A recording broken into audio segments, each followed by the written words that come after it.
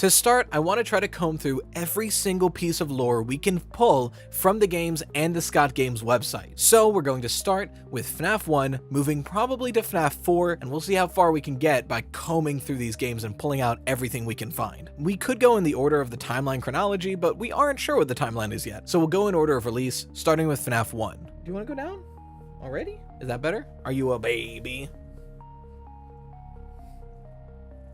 Ow, not a baby, not a baby, I release you. As far as lore goes, the things FNAF 1 brings to the table is pretty sparse. To be fair, I don't think Scott expected this to be a 10+ year franchise when he released this game, so he just gave us a few details to kind of chew on a mystery while we played. But there is still lore here to get, so we'll start with the most direct lore we can find, written down lore. The game opens with the classic Help Wanted advert, which is pretty devoid of useful information. It more so just specifies exactly what's going on for the player's sake. At the end, we get a paycheck of $120.50 from Fazbear Entertainment to a Mike Schmidt on November 13th, XX. This could be very important, so put a pin in that paycheck for now. Actually, let's do one better. The paycheck is dated November 13th, and typically in the States, payday is Friday and your checks are dated as such. So we can use the idea that since November 13th is on a Friday, we can try to figure out what year that was, or at least get a range of possible years it could be. I'll explain later when we go into the evidence, but just letting you know now, the range is going to be from the 70s to 2023 for reasons we'll explain. So using this paycheck and calendars of the last few decades, we can deduce that FNAF 1 likely took place in one of the following years: 1970, 1981, 1987, oh god, we'll get into that one, 1992, 1998, 2009, 2015, or 2020. Okay, so again, pin in that for now, let's move on. We get a pink slip to get fired at the end of Custom Night, with a reason that reads, tampering with the animatronics, general unprofessionalism, odor. So we'll put a pin in that could be important. Now onto the real meat of the lore from paper in this game. Occasionally throughout the night when this poster is looked at on the cameras, it can sometimes turn into a newspaper article describing events that took place at a Freddy Fazbear's Pizza. The 4 articles that can occur have some key details, and you can read them in full if you'd like, but in the interest of time, the takeaways for the lore here are that 5 children went missing at a Freddy Fazbear's Pizza. Later on, the animatronic mascots started to reek like dead bodies. And something really important that I brought up in my last video that I didn't hear a lot of people talk about recently, the murderer is found and arrested. Look closely. The suspect has been charged. In the article titled, 5 children now reported missing, suspect convicted. This would have radical implications for the timeline if William is in jail, or at least someone took the fall for him. But again, we don't know who William or Henry is yet in this franchise, so for now, we'll just mark that whoever did the missing child incident either went to jail or someone went to jail for them. Also, for the record, it mentions in the article that the restaurant then closes down with the hopes of being opened again. Up next for the lore is the phone guy dialogues. Every night starts with a pre-recorded message from, well, phone guy. We don't have his real name. And according to him, he's the last guy that took the position before we slot in that Monday. These are pretty long and typically are mostly filled with game mechanics, but there is some lore details in there that we can pin from it. Whether or not he's exaggerating, he says, if I were forced to sing those same stupid songs every night for 20 years without ever getting a bath, I'd be pretty irritated too. So 1, they stink, and 2, this franchise might have been already existing for 20 years at this point, so possible pin there. They used to walk around during the day until the bite of 87, which took out someone's frontal lobe. Very big pin there, that's probably important. And also the bite of 87 is in the past tense, and he presumably dies at the end of the week right before we arrive, judging from the sound of his last phone call. Now, point of order, we have to be careful with what this guy says, as several times in the phone calls he'll say something that sounds important or deadly, and then correct himself and say, oh, but legally that's not the case. So it definitely seems like he's watching what he says because Fazbear Entertainment might fire him if he goes out of line or says too much truth that there is. Furthermore, his claim that they attack us because they think we're an endoskeleton is pretty flimsy at best. We're pretty sure that they're attacking us in the same way that they were killed in life, so we can pretty much disregard that reason right away. But it is interesting to note that supposedly this game takes place at least 20 years after the beginning of the franchise, and that the bite of 87 took place during the day. And the fact that it was referred to as the bite of 87, not that really bad bite a couple months ago, we can assume that this game doesn't take place in 1987 or before, so we can strike those years from the list of years we have prior. But also, because the franchise has been around for around 20 years, we can't go much past 1987. So our new list of possible years is 1992, 1998,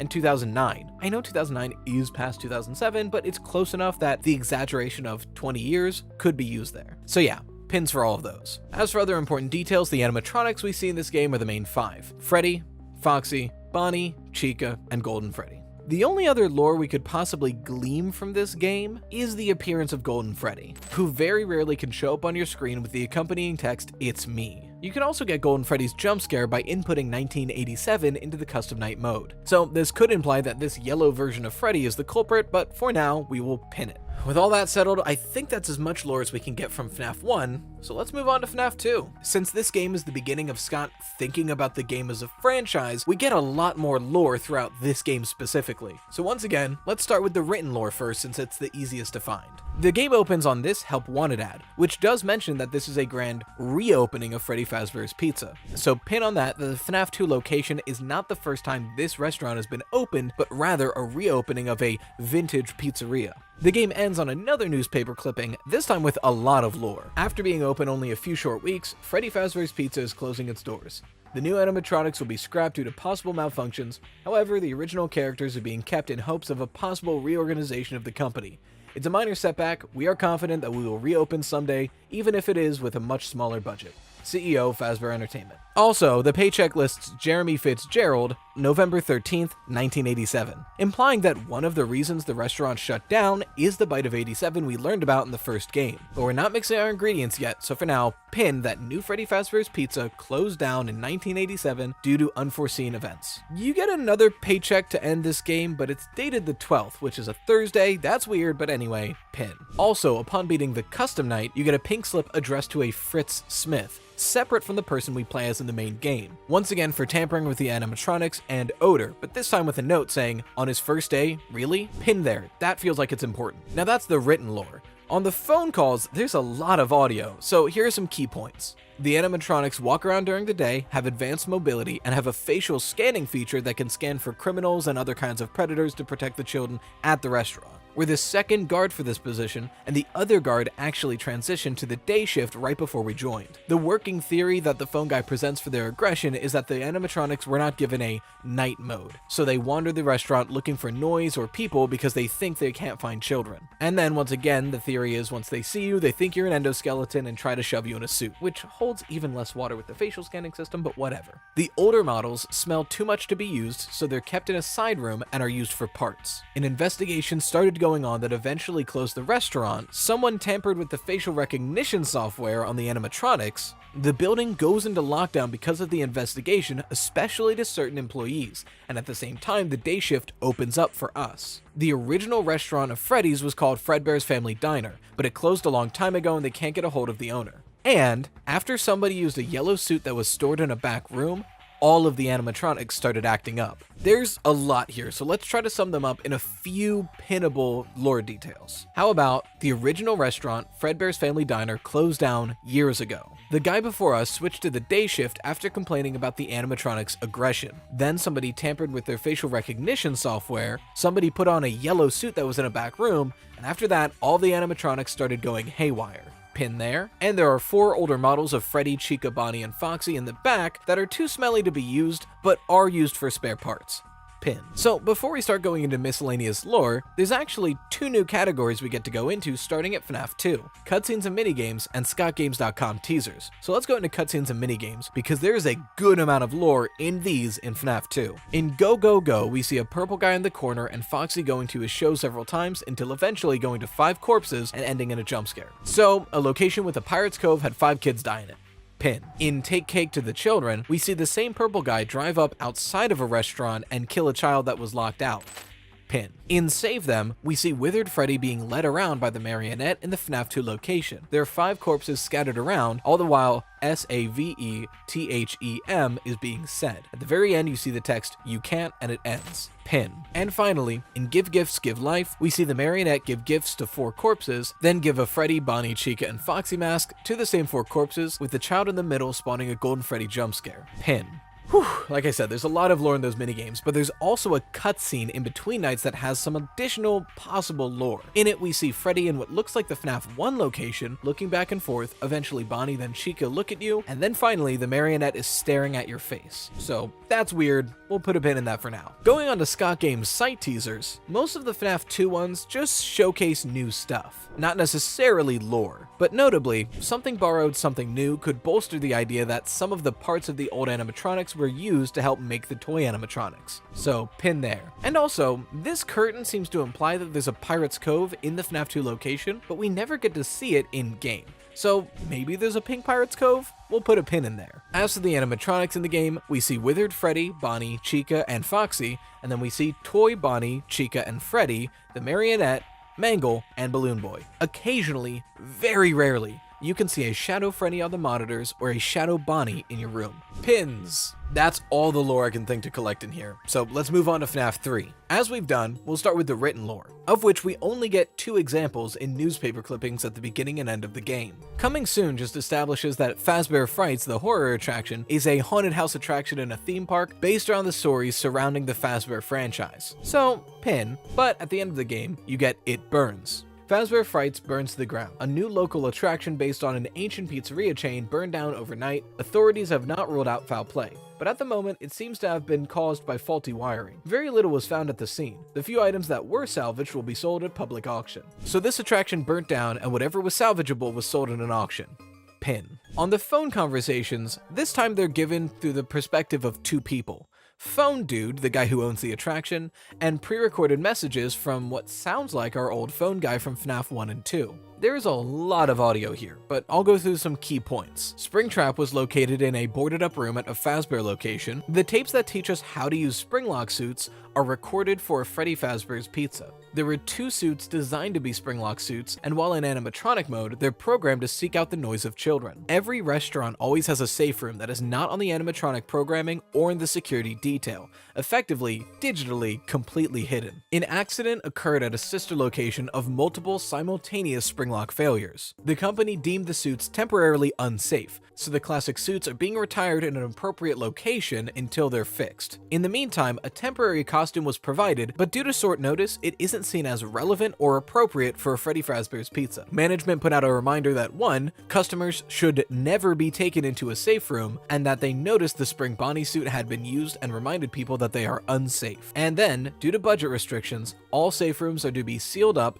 with everything that is inside to be left in there and effectively forgotten. There's a lot of lore here, but one of the things that immediately confuses me is it seems like the back rooms were sealed up a long time ago, but Springtrap is in them when they're sealed. I'm not sure. We'll go more into that when we're piecing together the timeline, but for now, here are the pins that we can synthesize out of those details. Springlock suits were being used at least a Freddy Fazbear's Pizza and a sister location at the same time. But after an accident at that sister location, they were decommissioned and put in a safe room. Every Fazbear restaurant has a safe room that is effectively invisible to the animatronics and security system, but one day all of them were sealed up at the same time with everything left inside them. Someone was taking customers into the back room and using the yellow suit. Some irrelevant costume was given to customers to use after the Springlocks were locked away. Yes, we learn about Springlocks here, but we're not going into Springtrap yet. We will get to him in a second. This second, in the minigames and cutscenes section. And this is where even more huge amounts of lore appear. There are 2 sets of minigames you see in FNAF 3. There are the ones you see every night, and then there's the ones that you only see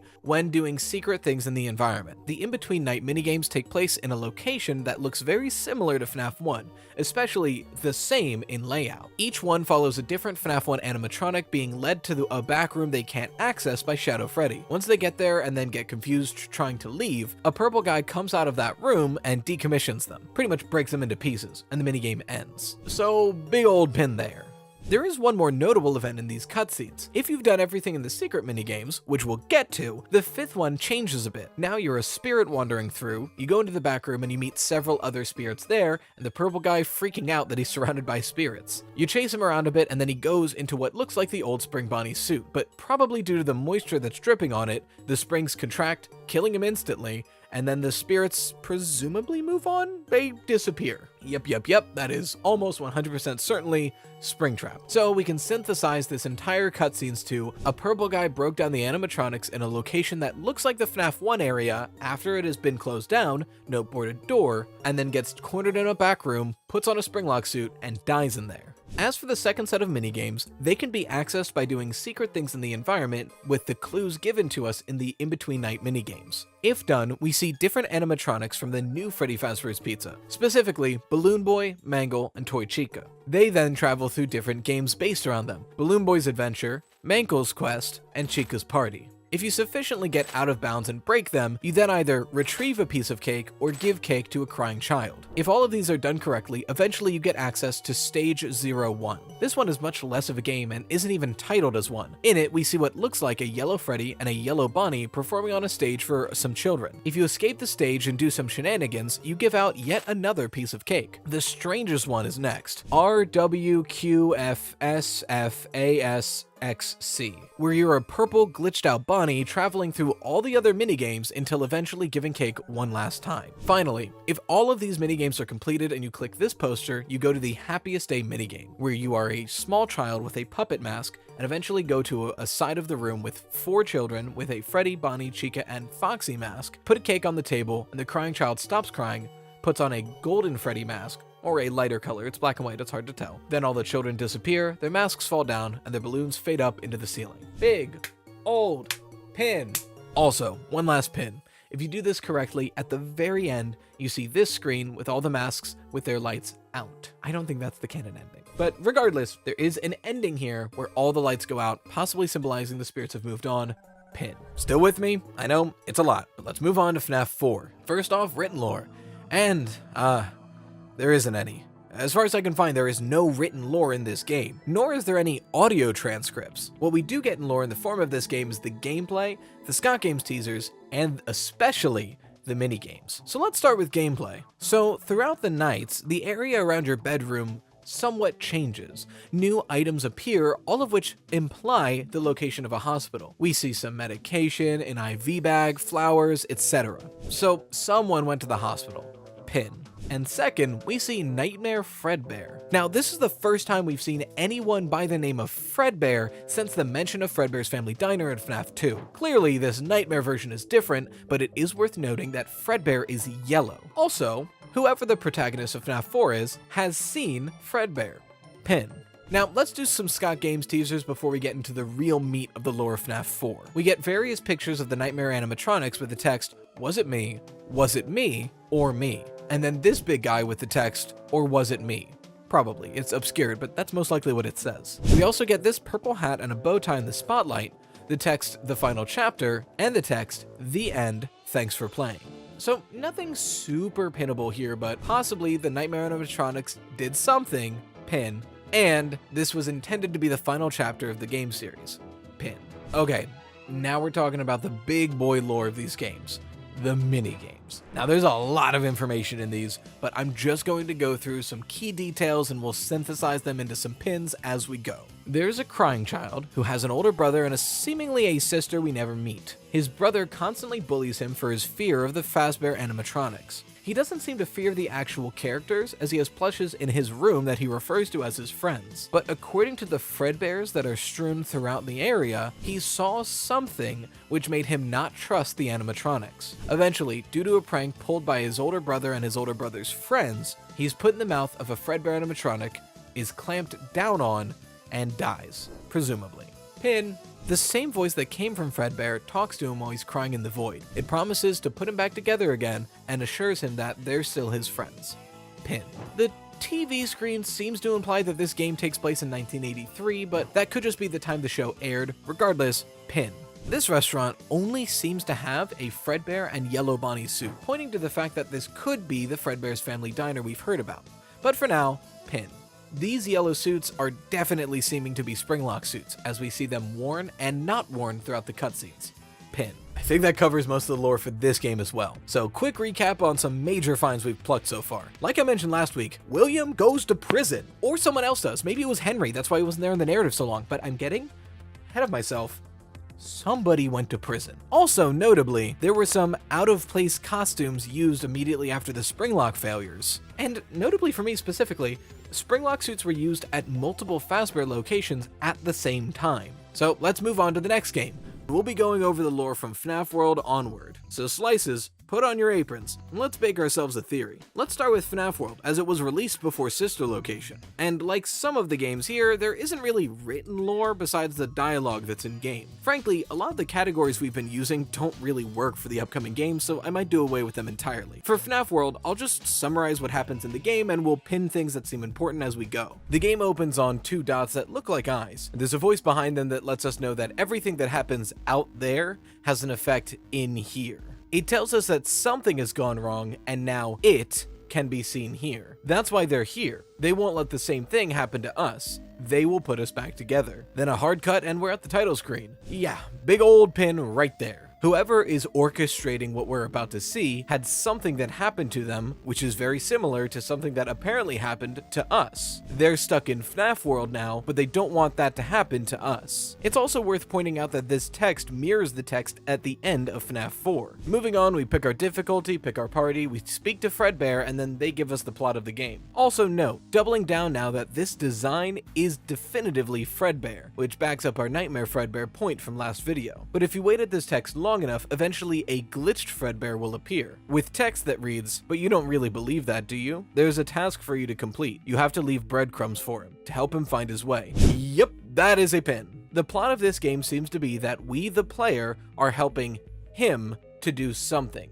We are leading him somewhere. It kind of seems like we're helping him move on, but we're not sure yet. Going on to the next Fredbear location, the glitched Fredbear says, "Yes, the world beneath the surface world. This is a safe place, a sanctuary. The truth is, there is no safe place. You don't understand that. You were made for one thing. There's a task for you to complete. Before you follow this passage, go back. Find the clock." Definite pin here. This text makes me think that either the text at the beginning and this Fredbear are two separate characters, or they're talking to two separate people. Especially because in the beginning, it seems like they're taking care of somebody, but now we were literally made. Did they make us? It's a little confusing. We then find the clock, interact with it, and do a very low-bit minigame where we push a balloon boy into a box. The rest of the game follows this formula. Play the game as normal, find a clock, do a weird minigame. But when you look at all the minigames together though, they start to make sense. We put Balloon Boy in a box, hit 4 buttons, put 4 cupcakes into boxes, set a code, and put a rabbit into a box. Pin.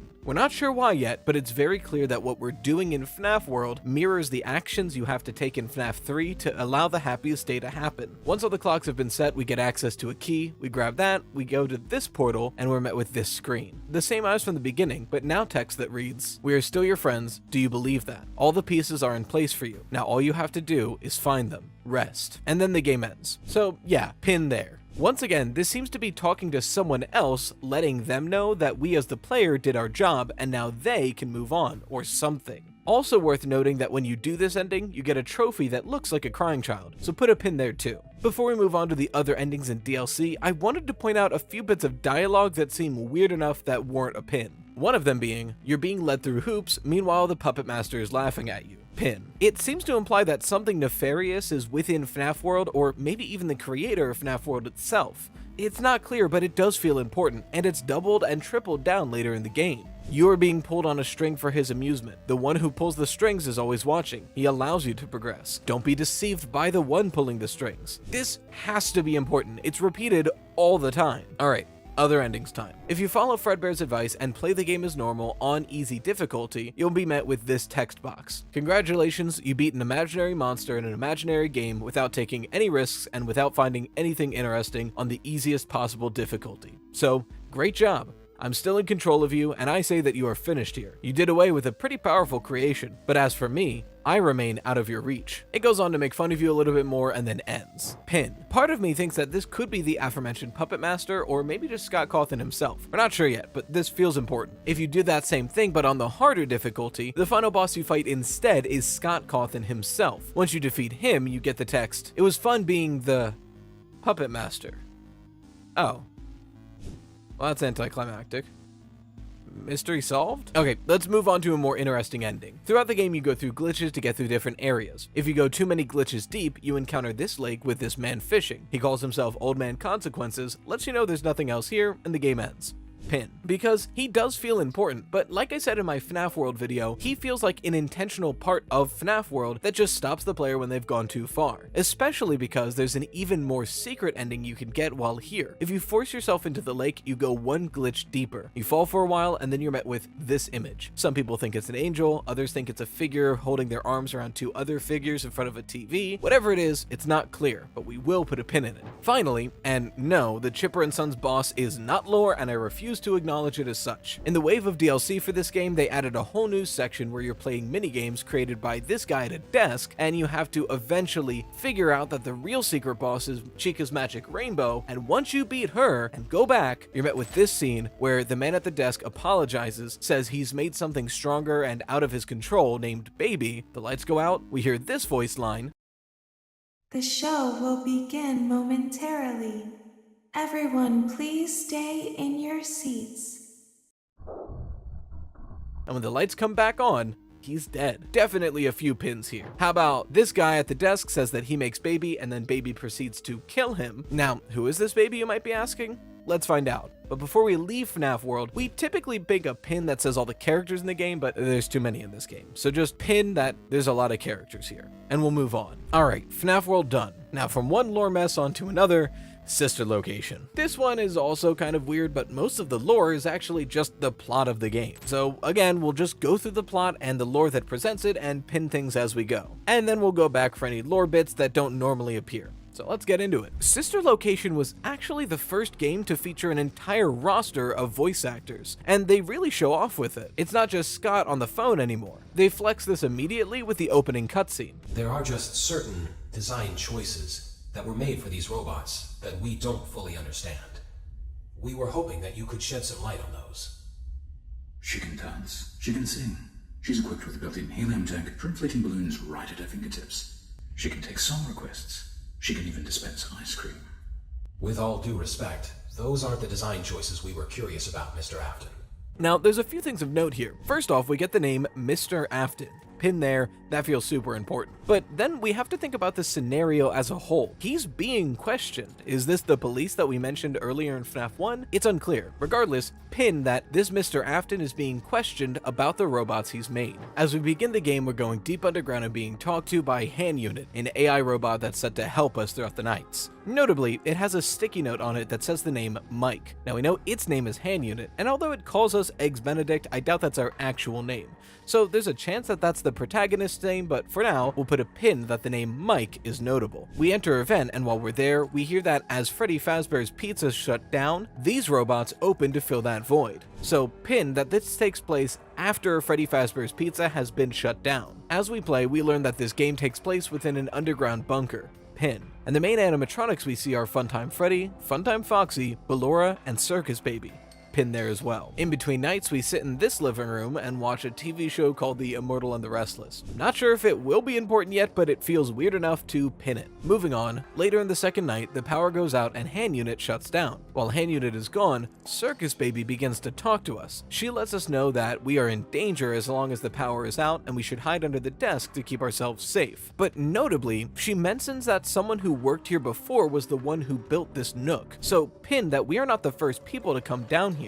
Also, while we're hiding from these little bitty babs, they say the lines, "Is it the same person?" and "She's watching us." That's sus, pin there. Once the bitty babs leave, Circus Baby warns us that Hand Unit is wrong about the next room and tells us what we actually have to do. We follow her advice, we survive, and then we get to the breaker room, and here's something really interesting. Sure, there's this minigame where you're avoiding Funtime Freddy while resetting the fuses, but get a good look at this breaker room map. At first, this makes sense. Everything with bold lines is where we currently are, and there's a gray dot that represents each animatronic. We've got one for Funtime Freddy, Ballora, Funtime Foxy, and Circus Baby. But notice there's 3 areas with faded lines and distinct maps with their own respective dots. Does it look familiar? It should, because this top right diagram is an exact replica of the layout from the gameplay of FNAF 4, along with 4 dots for those animatronics. Nightmare Bonnie, Nightmare Chica, Nightmare Freddy, and Nightmare Foxy. Even more so, on the top left side, there's an exact replica of the layout of the FNAF 4 cutscenes. We see the 4 rooms of the house, the street to get to the restaurant, and 2 gray dots for Fredbear and Spring Bonnie in that restaurant. This is crazy. And the bottom left is a little confusing, but it does look very similar to the hallway we play Fun with Plushtrap in. And that gray dot right at the end would be Plushtrap. There's 4 more dots in here, which is a little confusing. Now, this could be the Halloween update characters, but it's unclear. But we know at least for a fact that Sister Location and the FNAF 4 areas are intrinsically linked. So, big old pin right there. It also seems to be implying that FNAF 4 wasn't a dream, or at least it took place in some manner. It also seems to imply that the FNAF 4 house we see in-game and the house we see in the cutscenes are actually 2 separate locations, so put a pin in there as well. The rest of the night is mostly uneventful, and the beginning of the next one is as well, until you're presented with a choice to follow Hand Unit or go back to Circus Baby Gallery. If you go to the Circus Gallery, climb under the desk and close the door, and wait. Circus Baby tells you a story. It's kind of long, but it essentially boils down to she was only ever used once. When she was there was kids coming in and out of the room, she smelled great, there was glitter, it was a party, and then she was alone with one girl. And without her wanting to, she automatically did something that caused screaming, and then when the other kids came back, it was drowned out. Something happened, and it sounds like she maybe killed that girl and she's not sure why. We can actually get some more context for this to make a more succinct pin with something I haven't mentioned up until now. Before every night, we actually get one more bit of dialogue, a little girl talking to her father. In order they are, Daddy, why won't you let me play with her? Daddy, you let the other children go see her. Why won't you let me go?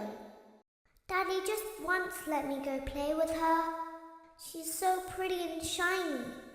Didn't you make her just for me? Daddy, she can make balloons. Have you seen her make balloons?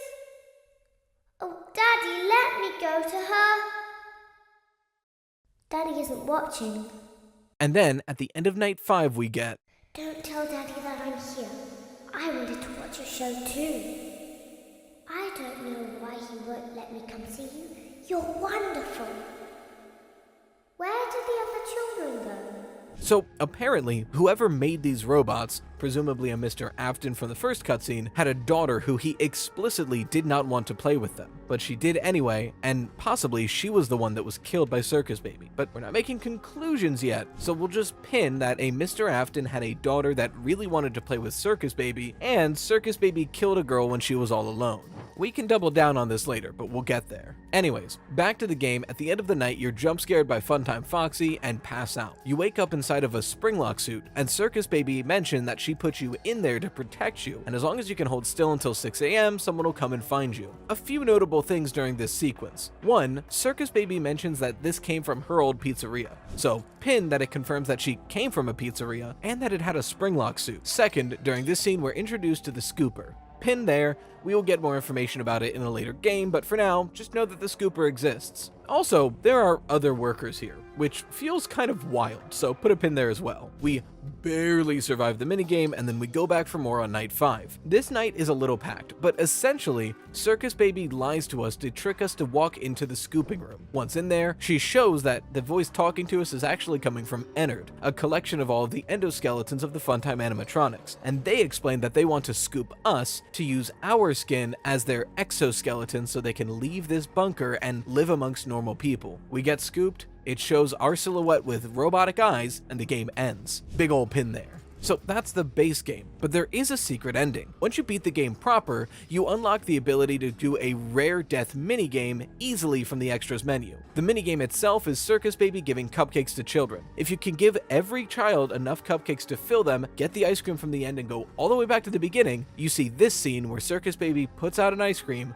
a little girl walks up by herself, and she scoops her. That sounds like exactly what we were talking about before, so that's pretty much confirmation. But this also unlocks a private room where we can do a few things. First, if you input a code on the wall, you unlock cameras showing the FNAF 4 house, doubling down on the fact that these games are connected. Tripling down even is the fact that this Fredbear plushie has a walkie-talkie. So put a pin there that someone in this room was possibly talking through the Fredbears using this walkie-talkie and looking through these cameras. The rest of this is the Ennard fight, but something notable is that Ennard can talk in the voice of that little little girl, and one of the lines that he says is, "Isn't this why you came here? To be with her again?" Which is wild, so put a pin that the protagonist has some sort of a connection with this daughter. Now, moving on to some of the unlockable lore you get through doing different modes in the custom night. The first set of cutscenes you unlock is seeing the skin suit walk throughout its day and slowly get more and more decayed until eventually the body around it fully decays and it has to eject itself into the sewers. Put a pin there that their plan eventually doesn't work. But we do see, after Circus Baby says, "You won't die" several times, the skin suit resurrects itself and gets the same glowing eyes that the FNAF 1 animatronics had when they showed possession. So put a pin that it seems like this protagonist just possessed himself, which is crazy. The other unlockable cutscene is actually a monologue that gives us a lot of lore. So I'm going to play the whole monologue, slightly sped up and with the pauses cut out so you can get the whole chunk, and we'll talk about pins after. Father, it's me, Michael.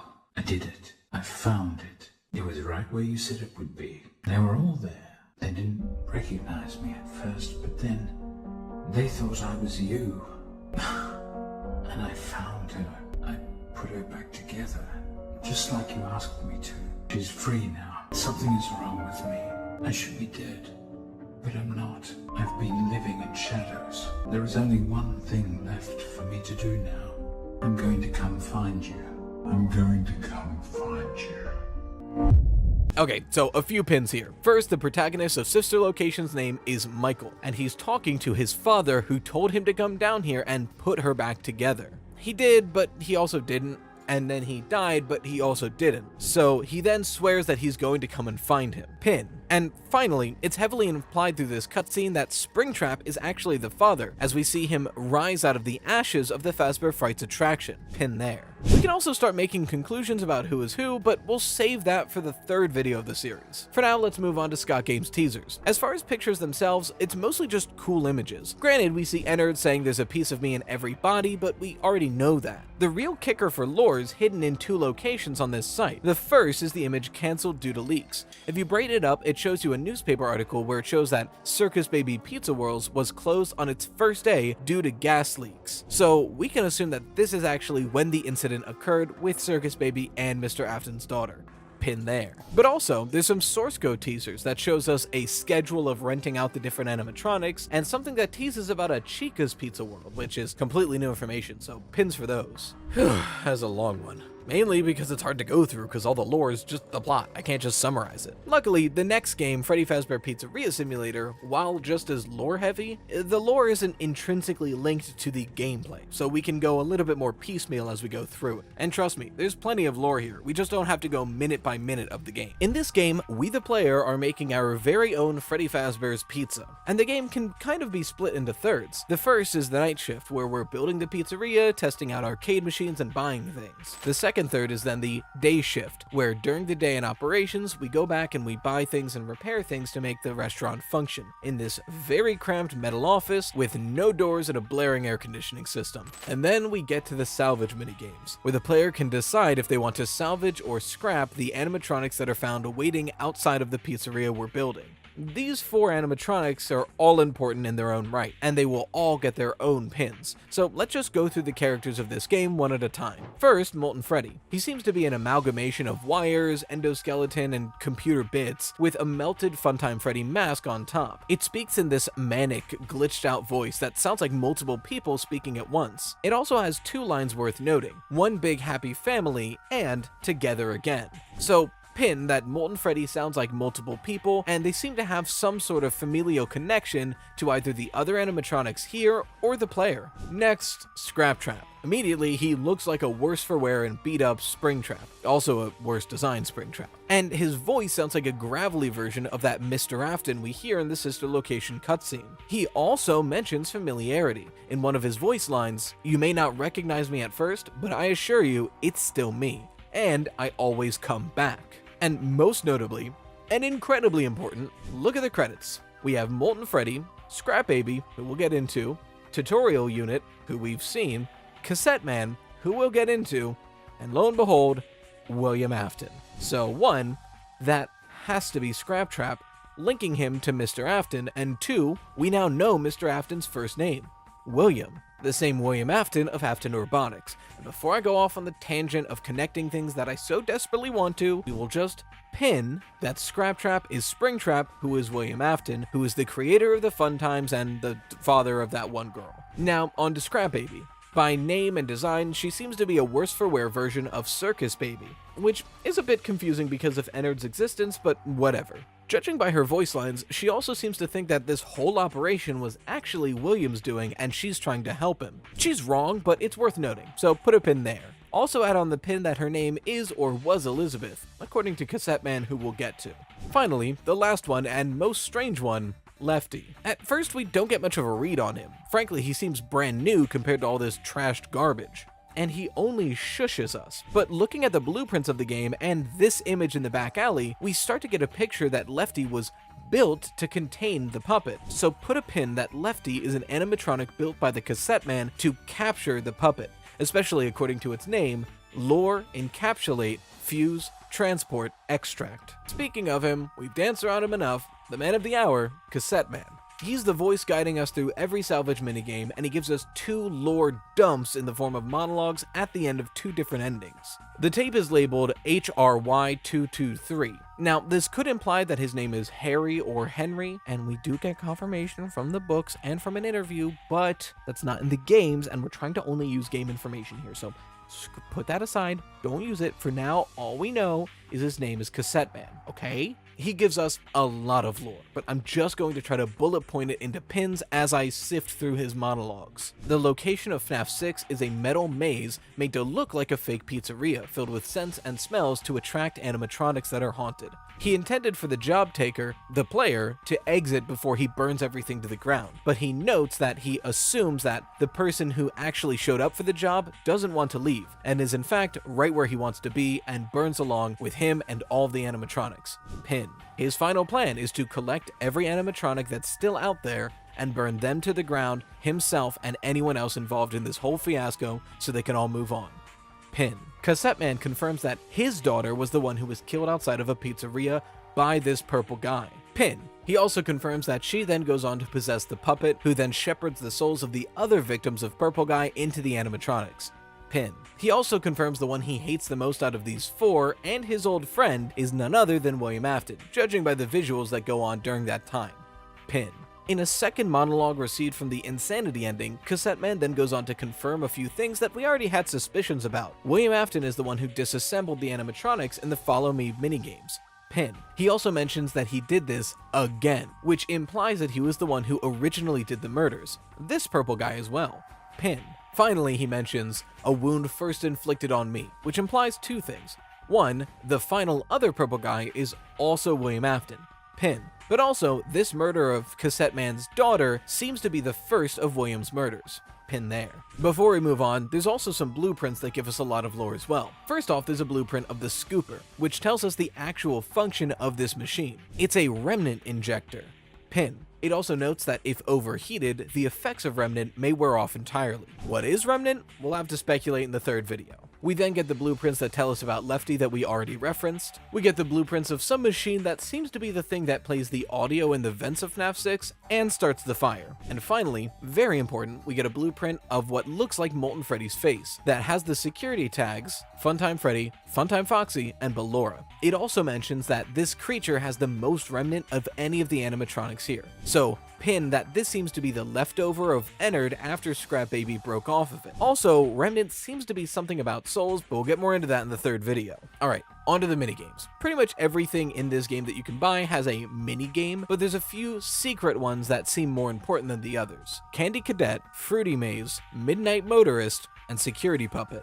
If you talk to Candy Cadet enough, he'll eventually tell you a very morbid story, one of 3, but all of them have to do with taking 5 things, melting them into one thing, and having that one thing not work the way as intended. So put a pin there.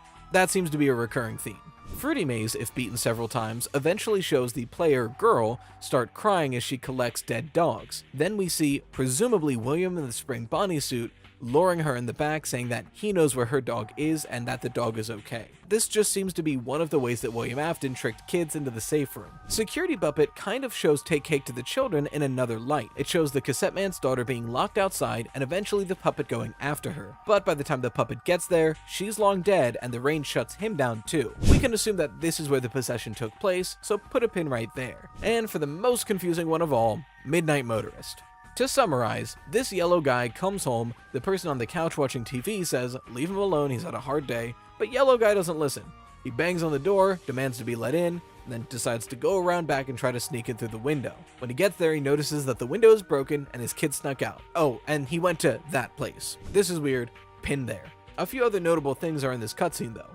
1, pin that there's animatronic footprints, put a pin that there is an unmarked grave in the woods, and put a pin that there's a building called Junior's that yellow guy is not allowed in. As far as Scott Games teasers go, there aren't many pictures that tell us a lot of things, but the source code of the Scott Games website and the FNAF World website actually had a conversation for a while. If broken down, the conversation reads, "You're overcrowding us, be quiet, you can't tell us what to do anymore, yes I can, you will do everything that I tell you to, we outnumber you, that doesn't matter dummy, we found a way to eject you, you would be lost without me, haha, say goodbye to our friend, I can put myself back together." So pin that this conversation happens. I'm pretty sure we know who this is, but I'm not going to speculate until video 3. Editing Riley here, this is like the day the video goes up. I totally forgot about the graves.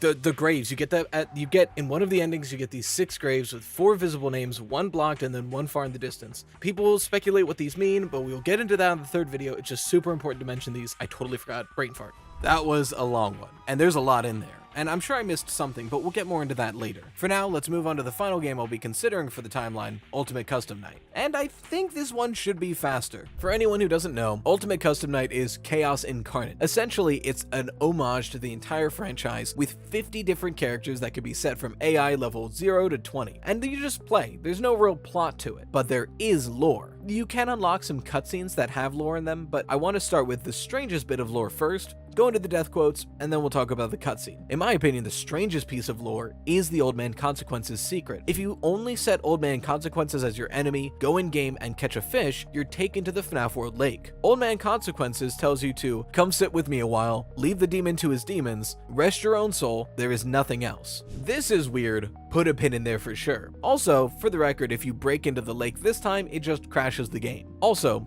the background audio, if slowed down and pitched up, reveals someone screaming what sounds like Mike, so put a pin there as well. Now onto the death quotes. There are a lot of them, and not all of them are important. Frankly, some of the ones I've picked out might not be important, but I went and picked out every death quote that could have lore in it, and we'll just pin each one. I am remade, but not by you, by the one you should not have killed. I am given flesh to be your tormentor. This time, there is more than an illusion to fear. We know who our friends are, and you are not one of them. I am your wickedness, made of flesh. The shadow fears me. Shh. I've been looking for you, and now I will never let you go. What is this new prison? Is it me trapped, or is it you? Perhaps it's us both. I was the first. I have seen everything. I have seen him, the one you shouldn't have killed. Greetings from the fire, and from the one you should not have killed. He's here and always watching, the one you shouldn't have killed. The others are like animals, but I am very aware. Also note, the voice here sounds like it could be that Cassette Man's daughter, just pointing it out there. I am the fearful reflection of what you have created. Admit it, you wanted to let me in. These are strange circumstances that have brought us together.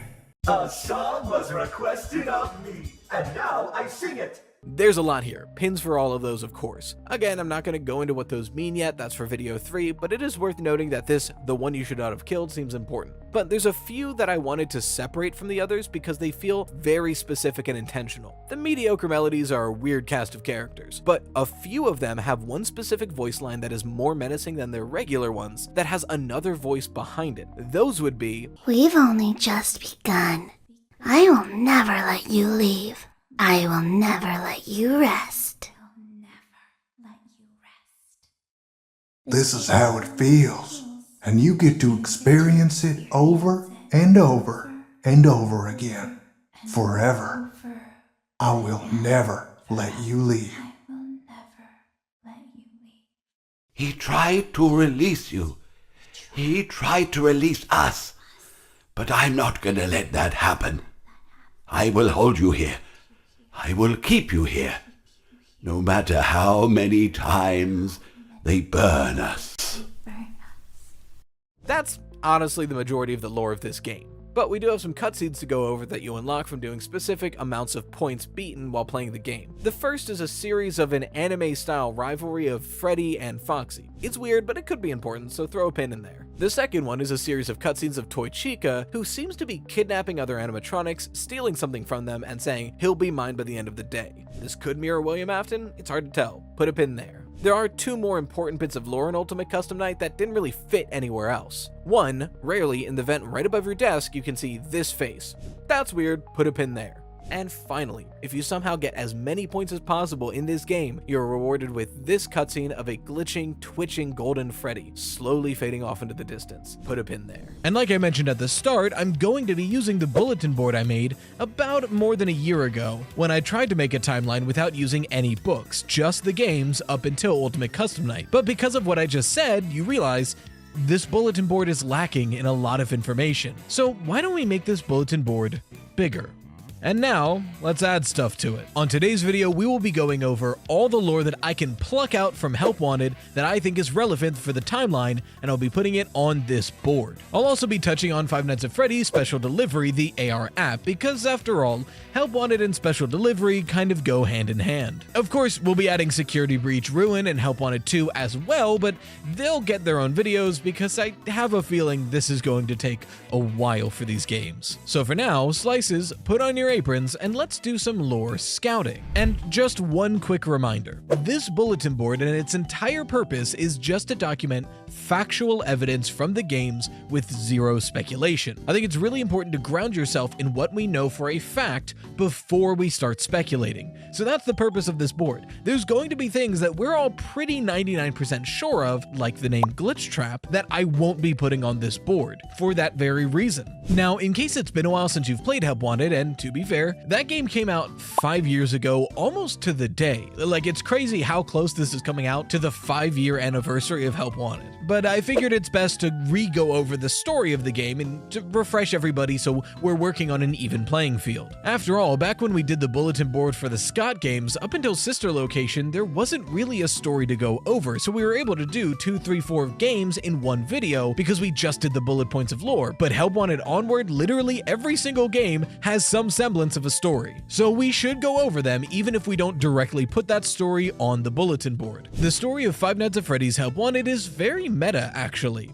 An in-universe Five Nights at Freddy's VR game is being made, and it just got sent to our company, which we are a video game tester at. And it's our job to make sure the game is playable and ready to be launched. But as we make our way through the video game, we find these glitchy cassette tapes that the previous game tester left in the files. As we play the game and collect them, we learn that these tapes were left to document what was going on behind the scenes of Fazbear and that previous company, and document what was going on within the game itself. After all, they warn us of something that the girl who recorded them calls the anomaly. And as we collect these tapes, that anomaly we're being warned about grows stronger, more clearly visible, and closer to us. As it comes into view, it appears to be a stitched together felt costume styled to look like a yellow Bonnie. And that's much of the game. You play these minigames and you collect tapes to then see this image more clearly. Playing through the games, we encounter 3 different endings. Well, kind of 4. The main basic ending you get if you beat every single minigame and every single hard mode version of those minigames, after which you unlock something called Pizza Party. It's a weird, confusing maze of a level where you're going through all these different set pieces, and eventually you get to the end, where your reward is the back room of Freddy Fazbear's Pizza, or at least something that looks like it. The curtain moves and you're beckoned behind the curtain by the anomaly, and it's here that you can get one of 2 endings. The main ending here, and the only ending with this branch for quite some time, is you listen to the anomaly and go behind the curtain, and once you do, it fades to black,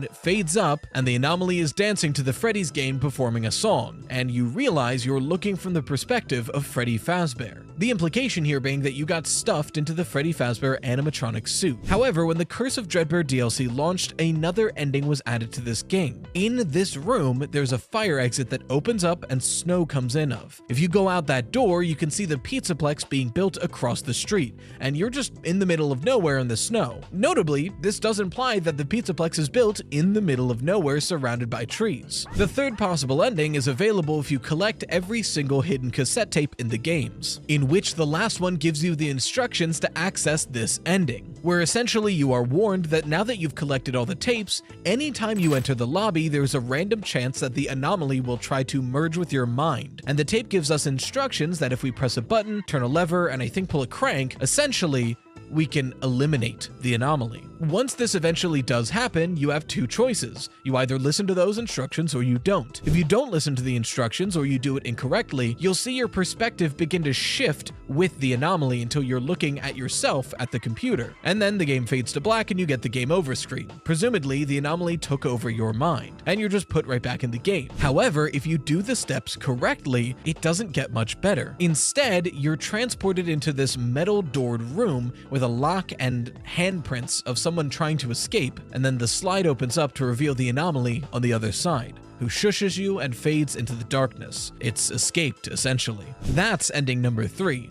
But I mentioned we kind of have 4 endings. The Curse of Dreadbear DLC added something that feels very final, like another ending almost. Essentially, after the 3rd ending, you get a plushie of the anomaly that's all glitchy and messed up. And in the Curse of Dreadbear DLC, there's a corn maze where you collect a key and find a matching gate to leave. However, if you collect all 4 keys and then one final secret 5th key, and then make it back to the center of the maze, you can get under a secret hatch, and inside is a workshop with a white rabbit mask.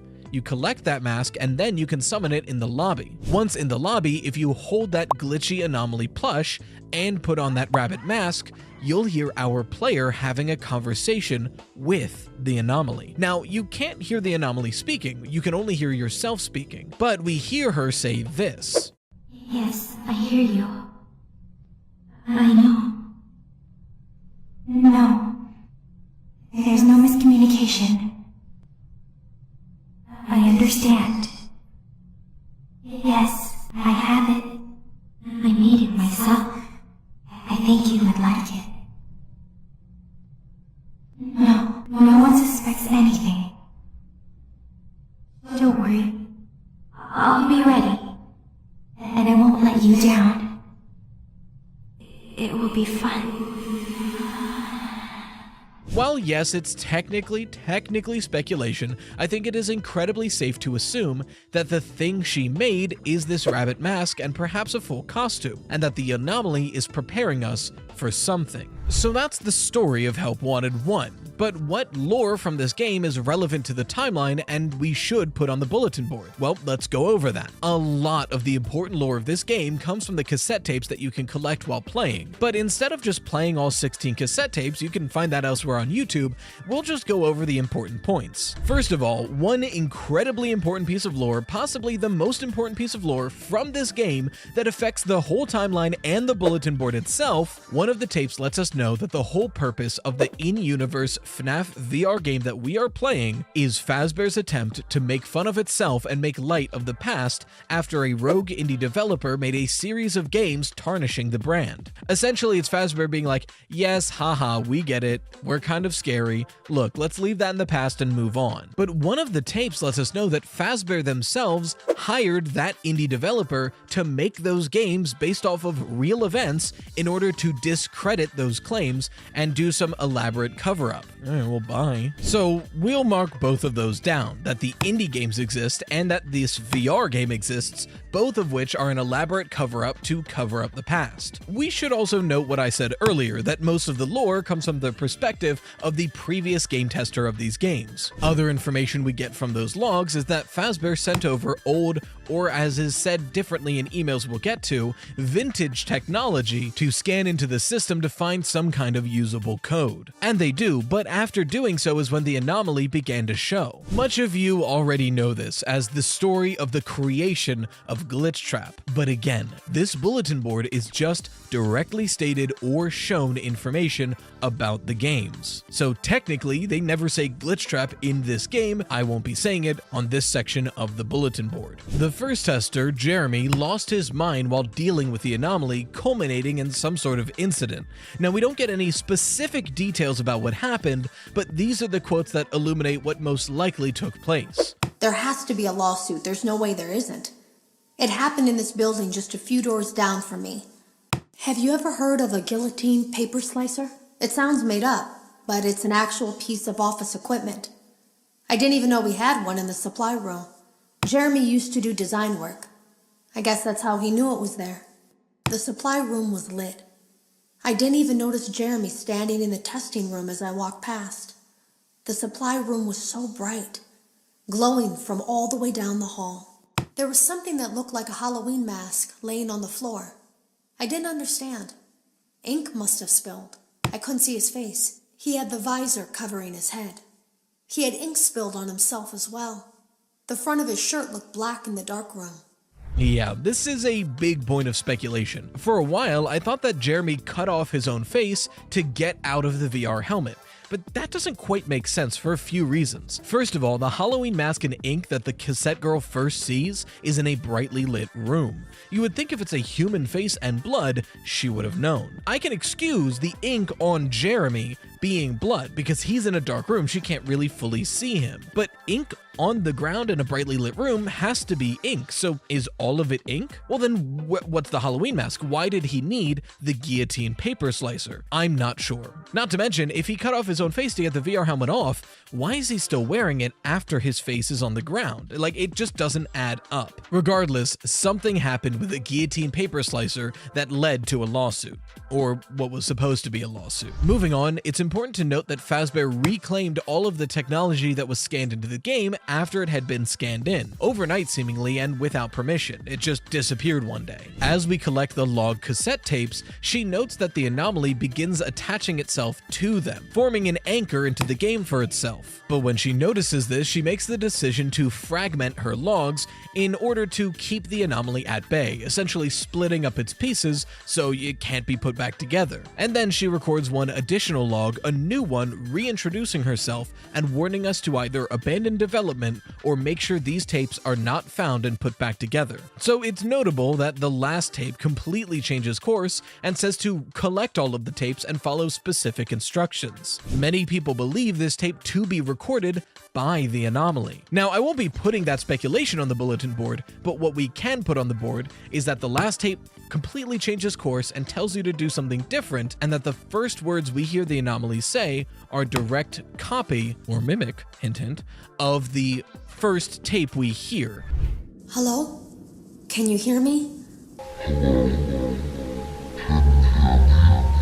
Then further, for information on the anomaly, like I mentioned earlier, it resembles a felt suit styled to look like a yellow Bonnie, and it grows more clear and closer to the player the more tapes we collect. It should also be noted that even after we destroyed the anomaly, we're able to have a conversation with it as the player. And it also seems like the anomaly is preparing us for something. And that's the main lore of Help Wanted, but there is a lot more lore to go over still. Mainly lore just from the game and context itself. For instance, we know that this VR game is based off of in-universe indie games based off of the company. But by using the titles of certain games, the locations, characters, and even gameplay, we can assume these indie games are essentially FNAF 1 through 6, like the IRL FNAF 1 through 6. 1, 2, and 3 are fairly straightforward. Their titles are literally in-game. 4 makes a lot of sense because Night Terrors is essentially recreations of gameplay of FNAF 4. Next, I hear you, what about Sister Location and Pizza Pizzeria Simulator. Sister Location gets tricky because we don't have a lot of direct recreations of Sister Location gameplay, but what we do see is Ennard show up 2 times. By all accounts, Ennard should have only ever been seen by Michael. It's something that forms in the Sister Location bunker away from public view, enters Michael,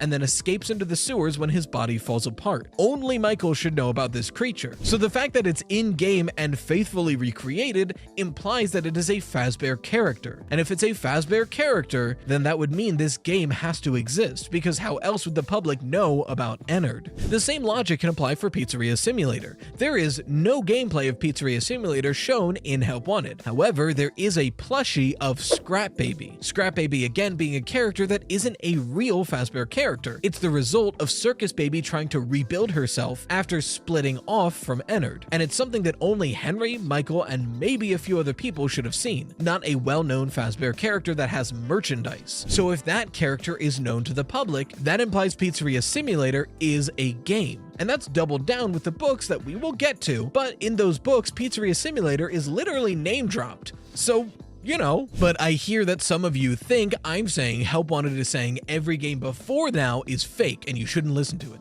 And I'm not saying that, and neither is Help Wanted. It should be noted, and I'm putting it on the bulletin board, that Cassette Girl literally explicitly states that these games were recreations of real events that did happen. It's not saying these games didn't happen. What I think Help Wanted is trying to tell us in this moment, and I think it's pretty explicit, so I'm willing to put it on the bulletin board, is that these games did happen. However, they are made by an unreliable narrator, so certain details might not be accurate.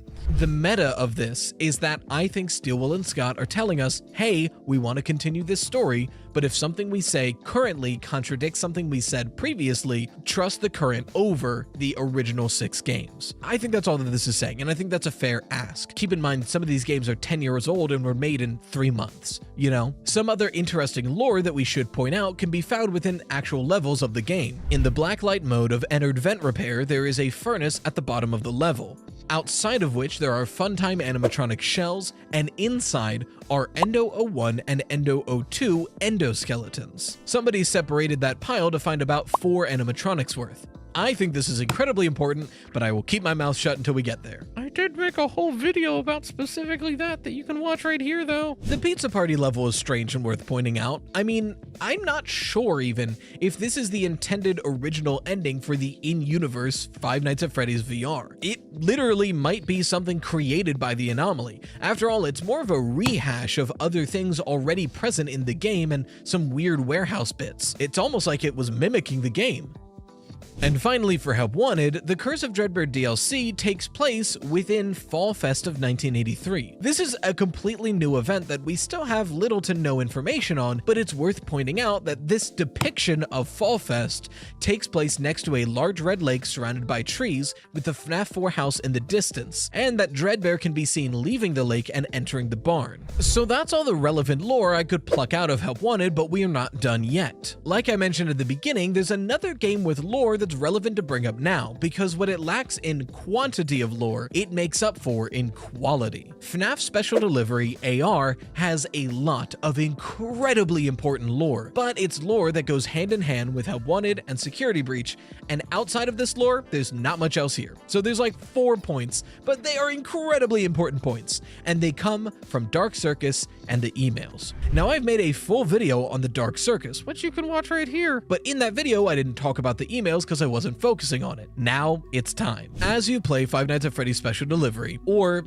as you could have played before the game was shut down and unplayable now, Forsaken's pretty good though. You can unlock specific emails that were supposed to stay within Fazbear and their subcontractors. Luckily, even though the game has been shut down, people have already compiled all of these emails along with emails that were never shown to the public, but were probably essentially planned to be, but never ended up getting to be. These emails sort of fall into one of 3 categories. The first one being emails from Lewis to someone named Ness, whose email is Nessie97. Lewis is in HR, and throughout these emails, it's pretty clear that he has a crush on his coworker named Ness, who we can almost for a fact assume is Vanessa. After all, Lewis implies later that she goes by VA, and she fills in the role of the Vanessa from Security Breach and the Vanessa from Help Wanted very cleanly. By the way, it's these emails that let us know our player from Help Wanted is almost certainly Vanessa. In these emails, it seems that Vanessa is switching between two personalities, one where she's herself and one where she is Vanny, someone we'll get to know in Security Breach, but essentially the part of her mind that is controlled by the anomaly. We also learn that she's behind another set of emails between what we assume to be the Help Wanted team. Corroborating information with what we've heard in the tapes, these emails document when the Help Wanted team originally received the Fazbear technology, scanned it in, and got what they called the virus. It's this strange virus that begins taking over things and making things act differently. We could assume this to be the anomaly from Help Wanted. Luckily, someone from the IT of Fazbear going by V_A comes in and isolates the virus to one location, and then after some time removes the virus. All of the workers are thankful and celebratory, but suddenly get worried when all of their access to their systems have been locked out as well, to the point where they begin emailing from their phone because they can't even log into their computers. So we'll put a pin in there that happened, but that's not all. Lewis later tells us more info, and we get an email showing this happening. It's implied this Ness, using VA as a login with the Pizzaplex, inputs the package of this virus into the Pizzaplex system. So when we take a step back, these emails from Special Delivery literally directly tell us how Vanessa got the anomaly into the Pizzaplex system. She pretended to be Fazbear IT and isolated the anomaly from Help Wanted and extracted the virus, and then inputted the virus to the Pizzaplex systems and bypassed the security to get it into the actual computers. And then the anomaly was free to infect the entire Pizzaplex. So put a big old pin in there. Some other information we can get is how we know pretty much for a fact that this VA/Ness is Vanessa, because another email detailing workers, their birthdays, and their favorite cakes lists someone by Vanessa A, age 23, whose favorite cake is bunny-shaped cakes. That's pretty cut and dry. But notably, she's 23, and her username is Nessie97, which implies she was born in 1997. So this also implies these emails are taking place in 2020. That's very important, because a lot of people, and at different times in my life, myself included,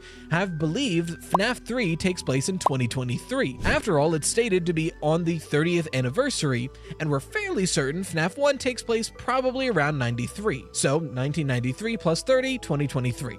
However, if these emails take place in 2020, that means FNAF 3 can't take place in 2023.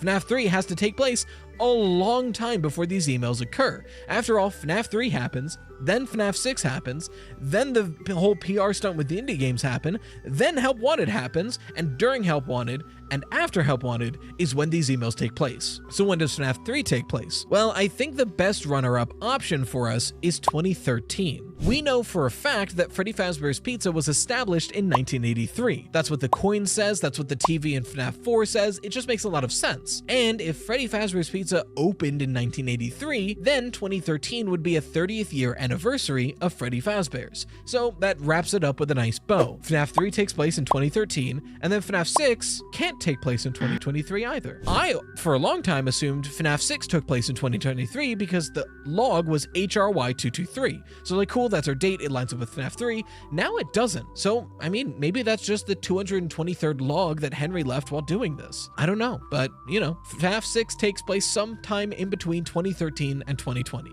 We'll figure more about that when we think about it. Oh, and before we end, I'm just gonna put one old big pin for all of the Dark Circus. Again, I made a whole video on it.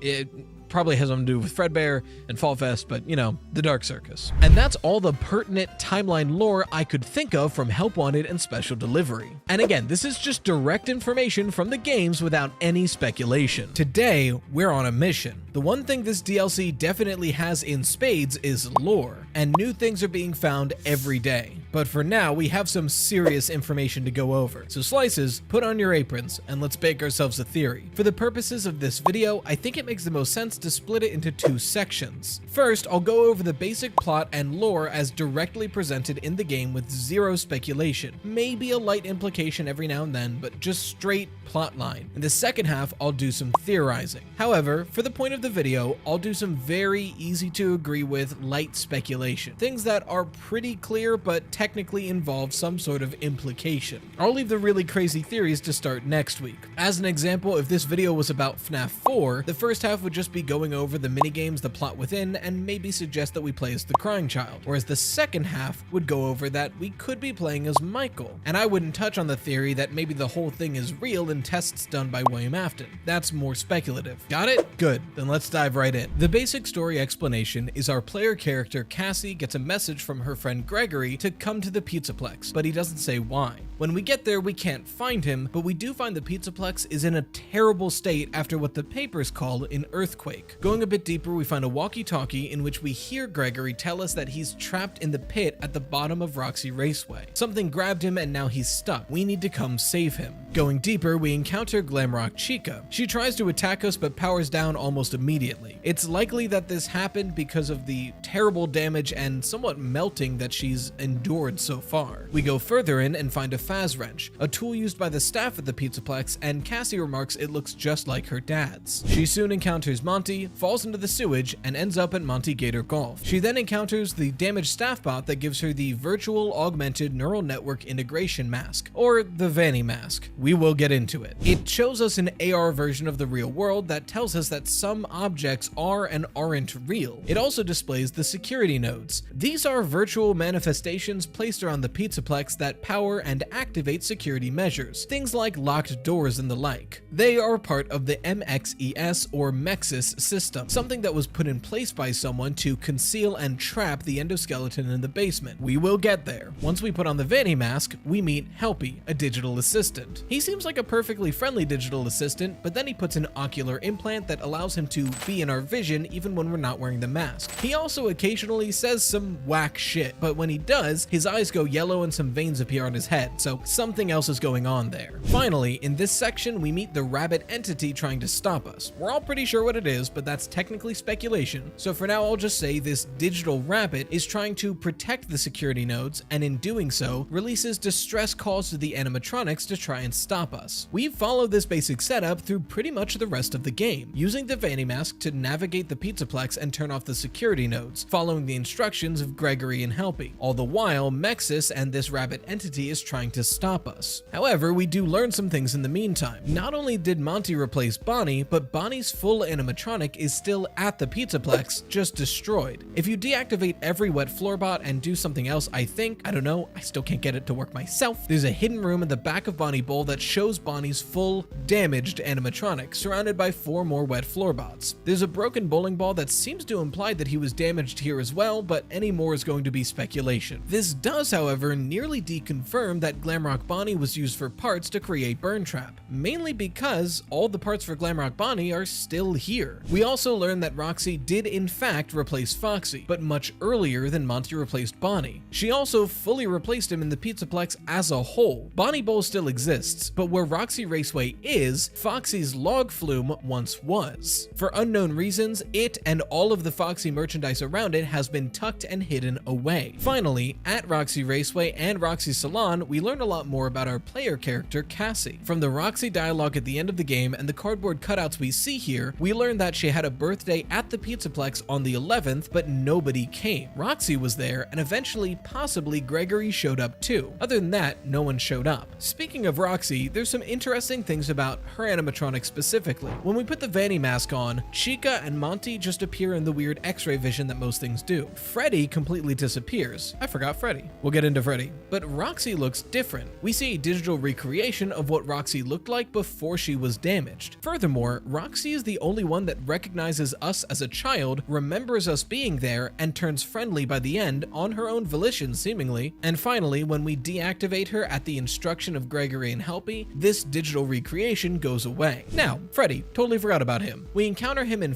Blast, and while he is missing his head, implying the Princess Quest ending, he seems to have a weird stomach mouth. And Any more is going to be speculation, so I'll leave the rest of the discussion when we get there. Going down into the hole under Roxy Raceway, we see that something has tunneled out of the old pizzeria, because there's a tunnel leading straight from there through the giant Freddy statue. Presumably this is the Blob, since we see the Blob leave early in the game, but we don't know for sure. Going through, we find a huge cave filled with water and glowing mushrooms, and going even further, we see what looks like the pizzeria with some weird wooden sections. Inside, Candy Cadet tells us a story, which I'll summarize to: a mother and son live in a cabin in the woods, there's a monster in the woods, the mother locks the monster in the basement, the mother sings a lullaby to the son every night, eventually the monster learns the lullaby and tricks the son to open the door with it. The story ends there. We go deeper in and we find the rooms that make up the FNAF 6 labyrinth. Even further in, and we find the Mexis Central Hub. We put on the mask and turn it off. In doing so, the rabbit entity pops out of it to grab us but gets sucked back in. We then power a forklift to bust down the cement-covered doorway, and we meet it, the endoskeleton that's been locked in the basement. We learn that this whole time, who we thought was Gregory was this endoskeleton mimicking his voice. We will get there, believe me. Then, seemingly, Gregory's voice calls us, the real Gregory. He warns us that this is all a trap, we're not meant to be here at all, and tells us that his friend has instructions on how to get out, and then leads us to an elevator. If you go in the elevator, Gregory explains a bit more of the situation, there's a bit of feedback on the walkie-talkie, then he says that he understands that we did this for him, and he's sorry, but he has to make sure that we weren't followed. And the elevator drops, seemingly killing Cassie, but then at the end of credits, Roxy says, "Cassie?" So she's probably alive. There's also 2 more endings here. If you disobey Gregory's orders and eventually go left, you find a Fredbear cutout holding 2 ice cream cones. If you put on the Vanny mask, you see a recreation of the Save Vanny Good Princess Quest ending. However, Freddy's head has been swapped out for Helpy, and they're all holding ice cream cones instead of what they were holding originally. We hear Gregory said that he found a safe place to hide, and it ends. However, there's one more secret ending, this one much harder to get. There's 4 hidden cameras throughout the game, each of which open a door in this chase sequence. If we've activated all 4, the endoskeleton is no longer just an endoskeleton. We get there and it's created this stitched version of several different mascot suits, all created into one. It seems to be a lion base with elephant and bird parts stitched together. If we go down the doors we've opened during the chase sequence, we then go into a room very reminiscent of the scooper room from Sister Location. We turn it on, and what looks like a scooper, and the game files call a scooper, dismantles the endoskeleton in front of us. And let me tell you, I was not expecting that.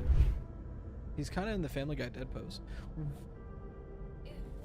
What is that? And if you want to see me actually play through Security Breach Ruin for the first time on stream live, there's a full 6.5 hour VOD on this channel. But if that's too long and daunting, I actually have something to announce. From what I can see, 2 people solved the puzzle that I've been laying out for a few months now. So shout out to Pool Noodles and Sandwichly. But I'm officially launching a second channel, Rye Toost. It will primarily be highly edited versions of the streams that we do on this channel, done by my wonderful, talented, funny, and wholesome editor, Queen Coda. Expect content like this. Huh? Who were those little friends? Oh, shit. But it will also be home to videos I want to make that don't really fit on a FNAF Theory channel. Things like Pokemon Nuzlocke, Mario game rankings, cooking content, who knows. The channel officially launches next week, but the channel is currently made, so you can go find it here to subscribe and turn the notifications on, and I'll see you in a week from now. One of the videos on launch will be part 1 of my Ruin Security Breach playthrough, and I personally cannot wait to start this new venture with you guys. Thank you so much for allowing me to live my dreams like this. But anyway, that was the entire plot of Ruin. It's a very weird plot with a lot of interesting points to go on. But now, it's time to start theorizing. So bake with me for a second as we'll start chronologically. First, I think it's pretty safe to assume that the canon ending for Security Breach is officially the Princess Quest Save Vanny ending. After all, Gregory, Vanessa, and Freddy's head are nowhere to be found in this DLC. Second, Freddy is damaged and headless in the same place he would be at the end of that ending. Third, the Princess Quest machine in the Vanny hideout is toppled on its side with an AR yellow sword stuck straight through it, implying that it's been beaten. Fourth and finally, I think part of what the Fredbear cutout ending is telling us is doubling down that the Princess Quest ending is canon. Next up, Cassie's dad. Now, I'm working on a much more controversial theory in the background, expect that one in like a week or two, but for now, let's just go over the direct implications in the game. When Cassie picks up the Faz wrench, she notes that it looks just like her dad's, and when we look at the description, it says that they're used by Faz technicians, so we can assume that her dad was a technician at the Pizzaplex. I say was because several times in this game when he's referenced in the past tense. Bonnie was his favorite. He used to collect things like this. I think this is all implying that our father worked at the Pizzaplex as a technician, but has since died. I do think he's very closely linked to the Pizzaplex though, at least the franchise as a whole, as we learn that his favorite animatronic was Bonnie, he used to collect old vintage lunchboxes, and he knew what happened to Glamrock Bonnie. So he's been around in this franchise for quite some time. Any deeper speculation than that wouldn't suit the vibe of this video. So we'll leave it that Cassie's dad was a technician at the Pizzaplex, but is now dead. Now, I'm going to save the Vanny mask for when we talk about Helpy, Gregory, and the endoskeleton, so for now, let's just talk about Mexis. I think it's fairly safe to assume that the rabbit entity chasing us throughout the game is just the digital manifestation of the Mexis system. I also think that Mexis is the good guy here. If the mask is what allows us to deactivate security protocols, Mexis is just acting upon its initial programming. Like, of course he would want to stop us. That's the whole reason this Toon Summoned Skull was ever created. He did nothing wrong, just following programming. The next thing to mention is this weird connection between the Wet Floorbots and Glamrock Bonnie. I mentioned that you have to turn off every Wet Floorbot to gain access to him, but he's also surrounded by 4 Wet Floorbots while still active. If you deactivate those 4 as well, he shuts off. Not only that, but when you go in his green room tunnel, first thing you see is an outline of the Wet Floorbots. And when you approach active Wet Floorbots with the Vanny mask, you hear these ghostly wails. Something is here, like there is some kind of connection between the Wet Floorbots and Glamrock Bonnie. I just have no clue what it is yet. Freddy also presents some questions. With his missing head and the location he's in, plus the heavy damage, it implies that this is the same Freddy at the end of the Princess Quest ending. However, there are some issues with this. One, the damage on his front looks intentional as it's formed into a mouth. And 2, there's this weird prototype stamp on his foot. I bring up the damage because everything else seems accidental and like they were just destroyed throughout the game, whereas Freddy seems intentionally made that way. But that could just be a cool design feature. The prototype thing has me hesitate a little more. In Security Breach, Freddy does not have this prototype tag on the bottom of his foot. This is new. This could imply that this is a separate Freddy, but I think it makes the most sense that this is Steelwool either slightly retconning the design or just it's been revealed through more damage that he is a prototype, and it's their way of explaining a little bit more on why the Glitchtrap virus didn't perfectly infect Glamrock Freddy. Alright, I've put it off long enough. Let's talk Gregory, Helpy, and the Vanny mask. I think it is most likely that the endoskeleton in the basement of the Pizzaplex is the Mimic, the main antagonist from the epilogues of the Tales from the Pizzaplex books. Now, I'm not going to go into the debate on whether or not those books are within continuity. There is still speculation on both sides, and it's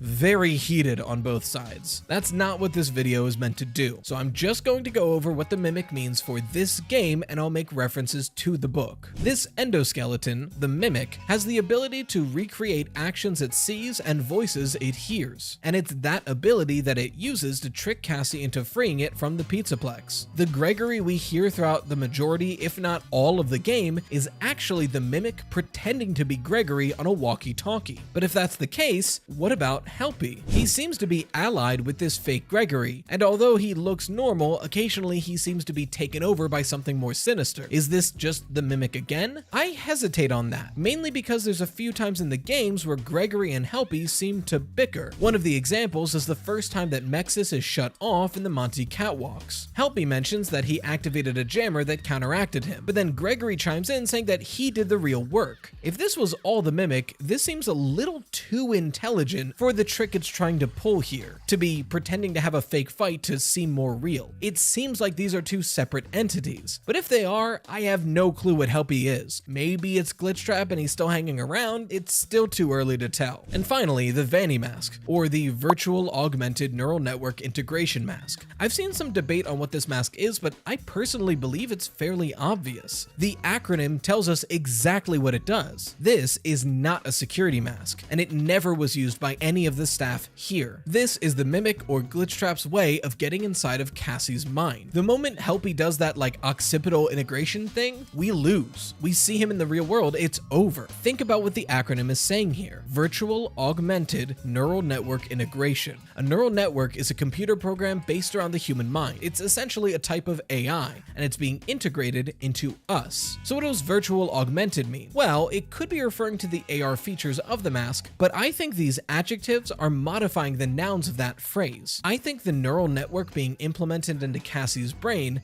has been virtually augmented by Glitchtrap. This mask is how Glitchtrap or the Mimic is going to take over Cassie's mind, which leads me to the endings. The most straightforward ending I feel is the elevator, but I don't fully agree with what the game is presenting here. Several folks on Twitter already noticed that there's a shift in the dialogue while in the elevator. Gregory seems to break for a moment and there's a mic feedback, and suddenly the dialogue repeats that it's Gregory. A lot of people, and myself included, think that this is where the Mimic retakes over communication with Cassie. And that's right when Gregory starts to say, "I know you didn't mean it, this is not your fault, but I can't let you be followed," and the elevator falls. Essentially, I don't think Gregory said that, nor do I think Gregory dropped the elevator. I think that's the Mimic taking back control. Also, Cassie surviving that elevator fall is very suspect, but I'm hesitant to think of any kind of robot kid shenanigans for now. To me, the second most straightforward ending is the Fredbear cutout one. We see it, we put on the Vanny mask, and we see a recreation of Princess Quest. I think this ending is Cassie losing, because I think this is a recreation of the Princess Quest ending. Literally,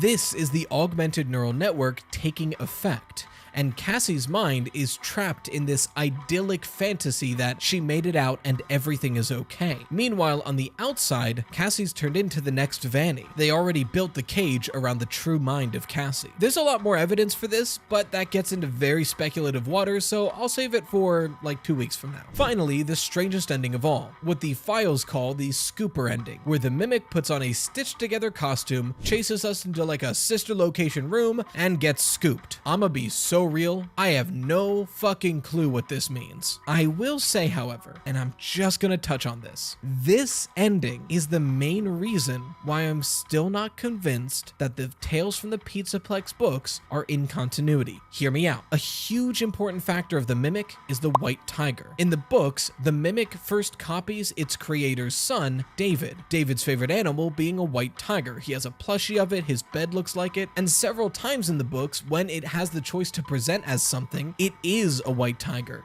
In the storyteller, the head of a white tiger animatronic has the Mimic inside it. In Tiger Rock, it presents itself as the Tiger Rock animatronic in this VR game. The Mimic likes presenting as a white tiger, which makes me feel like this moment would have been a shoo-in for Steelwool to say, "Hey, the books are in continuity, look, it's an endoskeleton wearing a white tiger." I would have shut the hell up. I would have fully accepted that, but they didn't. They specifically chose a lion with other animals stitched on the sides. To me, in the current moment, this feels very specific because tigers and lions are pretty close, but they're not the same thing. To me, this feels like Steelwool trying to tell us in very specific terms, this Mimic we're presenting you is very similar to the Tales from the Pizzaplex Mimic, but it's not the same one. We've stitched on some extra things and changed its backstory. That's where I'm at right now. Just gonna be honest, I know people are gonna hate that. That's where I'm at. And hey, guess what? You're allowed to hate that and you're allowed to disagree with me. That's how this shit works. But I will be going deeper in on that next week for some extra reasons why. And that's it. Every single bit of lore directly presented within the game, plus some light speculation sprinkled on top. It really is the 10th anniversary of Five Nights at Freddy's, because a FNAF game shadow dropped before its announced release date. Into the Pit was supposed to come out yesterday on Thursday, but due to some whoopsies with the Japanese release, it released early, so they decided to just ship out the game worldwide on Wednesday around 5 p.m. EST. And it is so good, and I'm honestly glad it came out on Wednesday so I was able to make this video for you guys today. Today's video is useful to everyone, whether or not you've played Into the Pit yet, even if you've only heard of the game. The first chunk of this video will be spoiler free, and in fact it'll give you a good idea as to how the game plays and what the game is about. Kind of a see it before you buy it sort of deal. And don't worry, there will be a massive spoiler warning before we touch anything that could be considered a spoiler, which is the bulk of this video. So for now, just stay tuned. Slices, put on your aprons, and let's break down a recipe. So what is Into the Pit? As a game, it looks and plays so visually distinctive from the rest of the FNAF franchise. It's further away from FNAF than FNAF World was. Well, Into the Pit is a survival stealth game with a heavy emphasis on puzzle solving, and it's based on one of the short stories from Fazbear Frights of the same name, Into the Pit. The game itself is really damn good, and it brings a lot of well-needed horror into the franchise. As far as replayability goes, the majority of the game is the same on most playthroughs.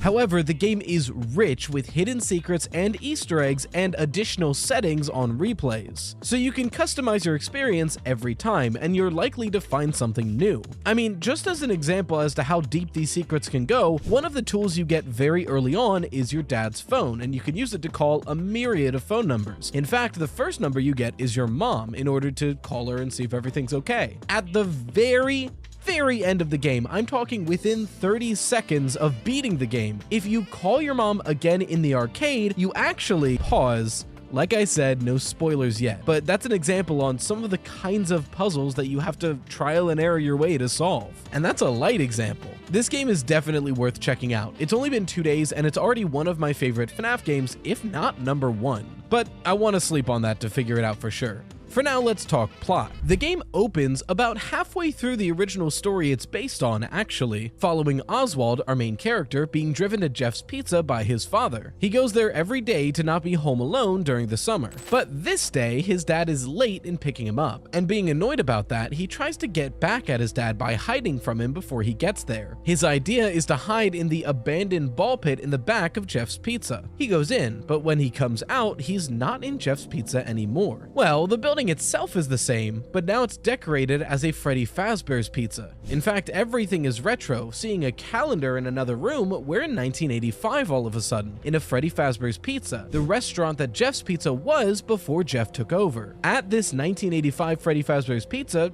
Oswald has a great time. He plays around with some kids he meets, does some arcade games, plays tag, he even plays hide and seek. But when he's playing hide and seek, he makes his way into a storage room and finds the empty suit of Fredbear. He hides inside of it and successfully wins hide and seek, but while he's back there, the yellow rabbit appears. This organic looking, breathing, dark creature who peers in on him through the eyes but doesn't see him. Then everything shifts. The restaurant is darker and everyone is screaming and trying to run out the building. Oswald instead looks for his new friends that he just made and finds the yellow rabbit, beckoning him to the party room that was previously locked. Once following, Oswald encounters the missing child incident. Again, this is like maybe 15 minutes into the game. This is the premise, and we're already seeing for the first time a non-Atari styled adaptation of the missing child incident. Oswald then runs for it, trying to escape the ball pit, and it works. He gets back to the other side, finding Jeff and his father. But after Jeff leaves, his father is attacked by that yellow rabbit from the pit and is dragged inside. Oswald drags him back out, but his father is different, his eyes glowing. Once they get to the car, Oswald realizes that yellow rabbit has replaced his father, but only he can see the difference. Everyone else thinks his dad is just fine. He realizes that his dad must be back in that ball pit, and he resolves to escape his house, get back to the ball pit, and find his father. And that's pretty much where the game kicks off. So that's the description and premise for this game. Moving forward, we're going to step into spoiler territory. This is my best pitch for you on what this game is and what it's about. I highly recommend buying and playing this game before you watch the rest of this video. In fact, if I get this video out on time, tonight I'll be streaming 5 Laps at Freddy's and just having fun and talking about FNAF Anniversary Week. And during this stream, one viewer is going to win a copy of Into the Pit. I bought an extra copy, I've got the code, and you'll get, it's a Steam code. You have to be able to play on Steam, but it's a Steam code for Into the Pit. So someone's gonna win. I'll be streaming tonight at 9:30 p.m. EST on this channel and on Twitch. I'll see you there. Anyway, spoilers ahead. I'm going to talk about the rest of the content of this game. You have been warned. The game really kicks off from there. During the following daytime sections, you collect items and survive daily life, going to school and acting as though everything's normal. And at night, you escape the house, enter the ball pit, and look for your father. Each night, Oswald saves a different kid and explores the pizzeria just a little bit more. Eventually, on the 5th night, we make our way back into the very same party room where the missing child incident happened, and we find the 5th child we save, who lets us know that she didn't see any grown-ups, but she heard some man groaning through the vent. So we climb through it, and we find ourselves in the secret safe room that every Freddy Fazbear's Pizza is equipped with, and inside is our father tied to a chair. We untie him, but we get interrupted by the yellow rabbit, who drags our father off. We chase after them and find the rabbit and our father fighting just outside the ball pit. And this is where we start to see our different endings, and where the endings diverge. If up until this point you have just played the game and not gone after any collectibles or didn't get the collectibles you needed already, then you're met with the 1-star ending, a bad one. You and your father barely escape through the ball pit, and on the other side, while you're still recuperating, the yellow rabbit jumps out, grabs Oswald, and goes back into the pit. We then cut to Oswald tied up in a chair much like his father was, and it's implied that the yellow rabbit kills him. This is a very sad ending, but it's not the only bad ending actually. At any point after your first encounter with the yellow rabbit, you can just leave through the front doors of the pizzeria in the past. If you do so, Oswald leaves it and gets lost and confused, not sure where he is, which you then get the ending implying that you just abandon your father in the pizzeria and try to make a new life in 1985. It's very reminiscent of that main door exit ending from Security Breach. But there are better endings to be had, all of them being locked behind collectibles. Throughout the pizzeria, you can collect items from your father that are connected to memories that the both of you share, much like the Mario items in Luigi's Mansion. If you collect all 5 of them, then one more item spawns in the party room where the MCI happened, a mysterious photo with the figures scratched out. In-game, you really can't make much of it, but the achievement photo actually shows the silhouettes of what looks like William and Henry. Not only that, but in the files, someone found a scrapped concept for this photo, which was likely planned to be inspected, but they decided against it, where it's definitely William and Henry, at least according to their character encyclopedia descriptions. This photo is what unlocks the canon ending. In the final fight, as you and your father leave through the ball pit, that photo falls out of Oswald's pocket, and in the moment, the yellow rabbit instead goes after the photo, getting confused and having a little freakout section. This buys you just a bit of time, so that when you're on the other side, you recuperate before the yellow rabbit pops out, leaving Oswald to give that final punch from the book, which gets the yellow rabbit stuck in the netting, and its struggling ends up hanging itself in the ropes. The pair then reunite, reconcile, and leave. But this is just the 2-star ending, because after the credits, you get a scene where Jeff goes to investigate the ball pit and finds that yellow rabbit, who's still alive, and attacks him. To get the 3-star ending, we're not done collecting items yet. Throughout the game, there are pieces of arcade machines that can be collected to repair the present-day Jeff's Pizza broken down machines. If you repair every single arcade machine and play 3 secret mini-games on top of collecting that photo, you unlock the 3-star ending. It's the same ending, but the post-credit scene is changed to a much happier one. Jeff seems to have renovated his restaurant with the funds from those arcade machines, and we see him serving a happy family at the new restaurant. This is the best, but likely non-canon ending. So that's the major plot of the game. But what are the secrets that I keep mentioning? Like I said before, throughout the game you can find multiple pieces of technology that can be used to repair the arcade machines in present-day Jeff's Pizza. This unlocks a token-free version of that arcade machine that you can play in safety and earn tickets for. Every 20 tickets gets you a prize voucher. Those prize vouchers can be used at the machine in the middle of the arcade to get 4 prizes. The first is a handheld game console, which can be used to trade with a delinquent for a firecracker. The other 3 are stickers that you place in a sketchbook that you get from this girl named Gabrielle. The arcade machines are mostly just fun side minigames that you can play. By the way, Helpules is by far the most efficient arcade machine to grind in. You get 1 ticket per rep, and most people can get about 10 reps per game. But there is one really big secret in this Balloon Boy minigame where you collect party hats. Once you collect 5, there's a secret wall that you can walk through. You go through a dilapidated party room, then pop 5 balloons, and then you find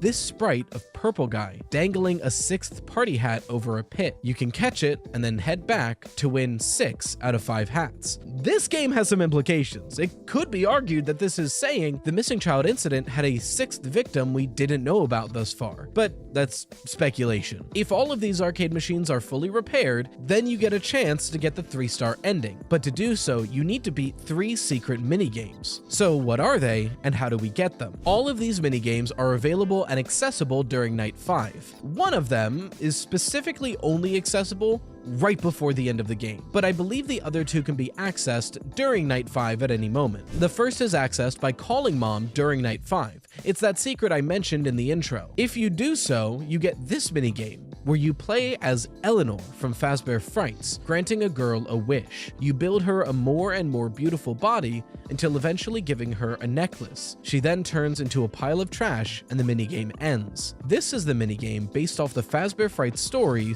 To Be Beautiful. The story is essentially this minigame. This girl met Eleanor and repaired her, and Eleanor promised to grant her one wish. Her wish was to be beautiful, so every night she woke up more and more beautiful, so long as she wore the necklace that Eleanor gave her, a silver heart pendant. By the end of the story, she looks completely different, but she falls and her necklace comes off. She can't quite get it back on, and while she's struggling, her body is turning into garbage. She runs home and finds Eleanor, by this point almost being entirely garbage. She finds in the garage several bags of her own chopped up body parts. Eleanor takes the necklace from her and puts it on, appearing like the girl did at the beginning of the story, and leaves. It's implied Eleanor was slowly replacing this girl's body with garbage, but using the necklace to make her appear more beautiful instead. The second minigame is, in my opinion, the longest to get. In the dining room, specifically just before the end of the game. Like I mentioned, your father gets dragged out of the safe room and then you go to the ball pit for the final confrontation. It's in between those 2 moments where this minigame is accessible. You go to the candy machine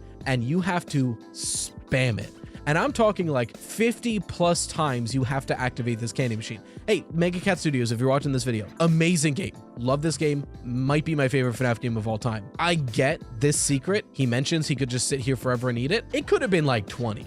You didn't need to make it like 50. Hell, he says 25 cents. You could have made it 25. Wouldn't have taken this long at least. But eventually, and you do get some secret messages as you spam, you get this minigame, which looks a lot like Foxy Go Go Go, which I believe is on purpose. You play as this girl going into a room collecting 5 objects, and the objects change each time, until eventually it's just Bon Bon on Funtime Freddy's hand. Collecting that, the girl starts crying, and the minigame ends. This is the minigame based off of the Fazbear Frights story, Count the Ways. This story is essentially a really sad goth girl named Millie is obsessed with death, and she winds up hiding in Funtime Freddy's chest, to which she gets trapped. Funtime Freddy then starts listing all the ways that he could possibly kill her in incredibly graphic detail. She eventually chooses the guillotine, hoping to avoid it at the last minute and break out. The story ends ambiguously, but in the later epilogues we meet Millie's spirit, assuming that she failed to escape. The third secret minigame is the only one with prerequisites. If you've beaten enough arcade machines to get the handheld console and all 3 stickers, when in Night 5, you have to interact with the prize voucher machine. Some people argue you need an extra voucher token, but I don't think you do.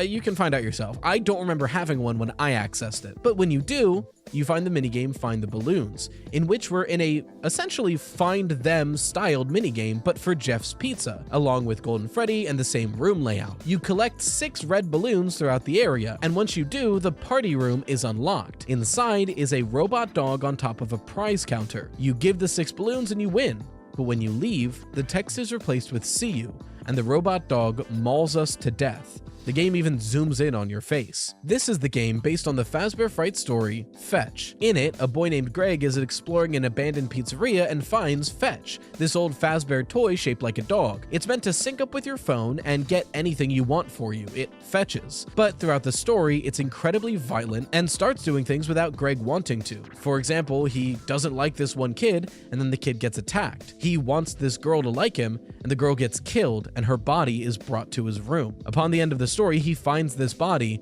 screams, and he receives one final text from Fetch, "See you," the same letters, essentially being "see you later." beating all these games and collecting the old photo and repairing all of the arcade games unlocks that 3-star ending. But that's not where this game's secrets end. Far from it. There are a lot of Easter eggs in this game, and I'll try to add as many as the community found here. First off, opening the attic door can cause this Freddy mask to fall out. Upon inspection, you can actually trade it with the delinquent for the firecracker instead of the game console, so it's just another option there, which is cool. There's actually a lot of other options you can do to accomplish the same goal. For example, there's, I believe, 4 ways to escape the house, but you only ever really need to do it 3 times. So one of them isn't going to be used on each playthrough. Some people say that this Freddy mask is hinting that Oswald's father might be the Freddy bully. Others say it's a reference to You're the Band, where a kid gets hypnotized by a Freddy mask. It's honestly hard to say, but it's a cool inclusion nonetheless. In the past arcade, the first time you visit while it's still happy, if you interact with the arcade machines, you can find that all of the high scores are topped by someone named GGY. This is a reference to the Tales in the Pizzaplex story of the same title, which is wild to think about, because either this is just an Easter egg, or somehow GGY, which is Gregory under the control of Glitchtrap, was at the 1985 pizzeria, or also traveled in the pit. Either way, it's crazy. This Kids at Play sign outside of the school, believe it or not, is another reference. In fact, to another short story titled Kids at Play. This short story is crazy. Essentially, a dude runs over a kid, runs over a Kids at Play sign, and then his paranoia starts driving him crazy, because if the police find the kid and he's still alive, he's going to jail. Eventually, his paranoia and guilt catch up to him, and his body, Telltale Heart style, compels him to walk to the area of the accident in the middle of the night, and his body graphically morphs into a Kids at Play sign. Like, his eyes fall out, his skin peels off, it's crazy. And it's noted that these Kids at Play signs have these weird, gross brown puddles underneath them. The reveal being, it's the body parts that were peeled off to form into the sign. Lo and behold, you see that puddle underneath this Kids at Play sign? Rarely in Oswald's room, this poster can instead be the cover for the Twisted Ones. And even more rarely, and this is actually debated on how you trigger it, some people say you wait in Oswald's room for 10 minutes, but I tried that and it didn't work, so it's not really clear how this happens, but a very important character can appear outside Oswald's bedroom's window, the Stitch Wraith, one of the main characters of the epilogues of Fazbear Frights. And thank God we finally have a good in-game visual of both the Stitch Wraith and Eleanor. Now I can stop using these cropped graphic novel pictures. Or for the Stitch Wraith, this one picture we have from the character encyclopedia. We also get a one-line reference to a Fazbear Fright story, What We Found. In this book title, nothing divided in half is nothing. It's a line from the story. There's also a series of Easter eggs you can find on your phone. You can call the several phone book numbers to just have fun conversations. You can, without prompting, call 911, and you'll find out that 911 services were disbanded in this town for budget reasons, and instead to call your local police station. You can call this poster number, which gives you a line to Freddy's, which you then hear a special they have, the Golden Bite, with an 83-slice pizza. This is a crazy reference, and they threw in exotic butters too. The coolest one in my opinion is if you dial 777-4648. Now this number was found by digging through the game files. No one's really sure how we're supposed to figure this out in-game. The best guess anyone has is that this technically spells out Spring T in phone dial text. Essentially how like some phone numbers would be like 1-800-CALL-NOW. The same thing applies with this, but Spring T. If you call it, you get this audio.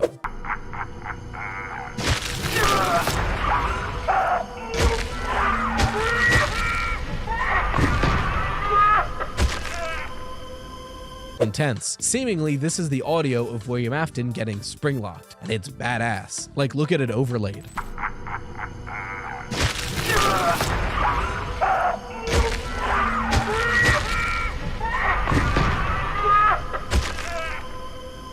Finally, we get this big Easter egg room. It's the safe room, the Freddy safe room. In order, the photo of Henry and William from the Silver Eyes, Endo 02, possibly a reference to Charlie's Science Project and the Twisted Ones, the movie Balloon Boy figure, It's Me, Garrett's plane from the movie, And this thing, it's probably a reference to something, I can't clock it. Now, there are plenty of more Easter eggs in this game. Honestly, probably most of them have still yet to be found. This game is only 3 days old, and every hour somebody finds something new, which is really cool. It feels like that old FNAF 1 through 4 feeling again, where we just keep finding shit. I can't wait what else will be found. But I hear you. This is all really cool. The plot is awesome. The Easter eggs are sick. How does this game affect the timeline? Does it affect the timeline? Is it in the game's continuity? Well, it's complicated. So there's a lot of ways this debate can go. On one hand, the name of the game is Five Nights at Freddy's Into the Pit, and nowhere is it stated to not be in continuity or to be a spin-off. So on one hand, yeah, of course it is. It's an official game. But then in the interview with Dawko, Scott mentioned this game was born out of the idea that Mega Cat Studios can make physical cartridge games, and it was meant to just be like a fun spin-off cartridge thing, but it grew bigger and better over time and became a full official game. So was it intended to not be part of the continuity but now is? Or is it still not? Is it just meant to be its own fun thing? Even if the game is in continuity, what parts of it are? This game is full of Easter eggs. There's 3 mini games that directly tell the story of Fazbear Fright Stories, but then again, there's Easter eggs from Fazbear Frights, Tales from the Pizzaplex, The Silver Eyes, which is definitely not in continuity, other games, and the movie, which everyone agrees is not in the game's continuity. So what about those references? And if those references aren't, what about other references? What inclusions are Easter eggs?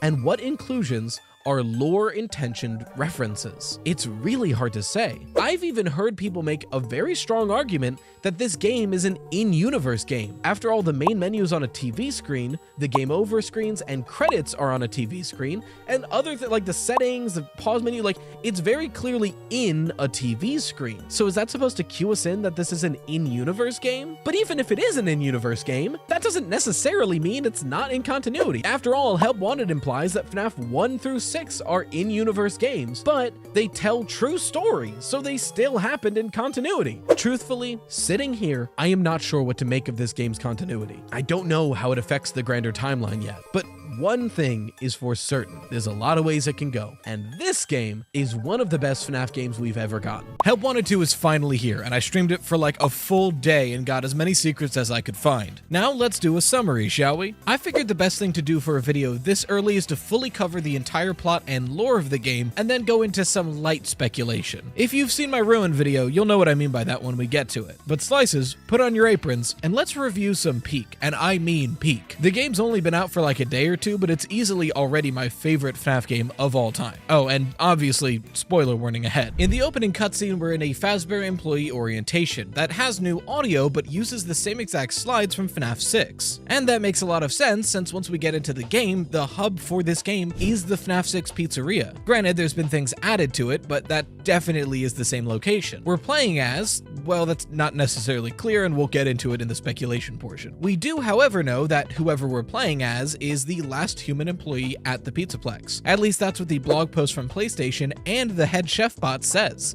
Welcome to your new career in food service. It is a task so simple a human can do it. But the twist is, halfway through the game, we get the Faz Wrench, that tool from Ruin that lets you do these wire puzzles. And if you do the wire puzzle that's in the corner of the hub room, you get access to the back room, where there's a Princess Quest 4 machine and an inhibitor that in Ruin would not let you take off your mask. Once you turn it off, Once you turn that off, you're able to realize you've been wearing the VANNI mask, or Vanny mask. This tool from Ruin allowed you to access the AR world and see things that weren't there. So, now that we're not wearing it, we get to see what the hub world actually looks like. And it's still the FNAF 6 pizzeria, but it's a lot closer to what we see in Security Breach, even with that hole. It's totaled, but notably, it's not falling apart as it would have been in Ruin. Another addition to this hub world now is Candy Cadet in the corner. If you've collected all the coins in the game, you get 2 stories. I have not collected all the coins in the game and there's no guide yet. But luckily, Mamakato on YouTube uploaded all the voice lines for Candy Cadet, so you can listen to them there, link in the description. Of the 2 stories, I I'm wagering to bet that the first story is more filler than anything else. It tells of a family who missed out on the best opportunity in their lives, a $50 meal deal with a huge pizza, sides, and a toy. And then when they didn't buy it, they all died. Now, you could argue this is some kind of metaphor, but granted, keep in mind, this story takes like 3 or 4 coins to get. And when you first boot up the game, there are 3 or 4 coins scattered throughout the hub area. I think Steel Wool wanted to teach the player that we still would be collecting coins, but didn't want to reward us for doing basic looking around. Essentially, if you're going around the hub world, you see these very out in the open coins, which pretty much give you the full first story and then a snippet of the second story. I think that's Steel Wool's way of being like, hey, if you collect coins, you're going to get a really cool story, but you gotta work for the lore relevant one. That's my guess anyway. Mainly because the second story feels very lore relevant. It tells of a girl who followed a mysterious voice into the woods and was tricked by a witch. She gets away, but she's forever scarred. Later, she returns with the boy to then challenge that witch and get revenge. But she goes to sleep and says, I'll get the witch in the morning. Then the story ends with the oven door shutting, the witch finally getting her meal. This can be interpreted in a lot of ways. And whatever way you interpret it will definitely be speculation, but I'm afraid I'm going to forget to mention it later on in the video, so allow me to indulge in some light speculation going over this story. The main 2 ways I can see the story being explained is with Vanessa or Cassie. Hey, it's Editor Riley. It's like 4:30 a.m. I'm trying to get this video out. Anyway, upon editing this video, realized that I totally misinterpreted that story and that it still could be applied to either Vanessa or Cassie or even Michael Afton. Casey just shook the camera. Sorry about that. Are you literally? Bro. I missed a major part of the Candy Cadet story. Again, listen to the whole story if you want to hear it in the description. But the boy that she goes back in the woods with is a trap. She meets the boy at the front of the woods and he's like, oh, I'll help you find the witch. And he's the one that says to rest. Like, they go through the woods together, he leads her through the woods and he's like, hey, here's a house so you can rest and defeat the witch in the morning. And she's like, you're right, I should rest. And then the witch's oven door shuts. So yes, she's led astray by a voice as a girl, but when she goes back, she's led astray specifically by a boy, which feels like it could go still either to Vanessa and Cassie. Honestly, it feels like it's both, because Cassie makes sense for the second half of that story where she's led astray by a boy going into the woods and then gets trapped, which is literally just ruin, right? Like, Cassie follows Gregory into the Pizzaplex and then gets trapped in the basement. But if we're going that way, the story doesn't track for Cassie going back for revenge, right? Like, she was just going solely to go for Gregory. So the first half of the story doesn't make much sense for her. And with Vanessa, the first half of the story makes a lot of sense. We're like, led astray by a voice and gets out but is scarred. And that's her being led astray by Glitchtrap, and she gets out of Help Wanted, but part of her is now Vanny. So it feels like the first half is Vanessa and the second half is Cassie. I don't know. Those are just my first thoughts, but I was editing the video and I realized that since I misinterpreted the story so heavily, I just could not salvage that part of the video. It was just so wrong.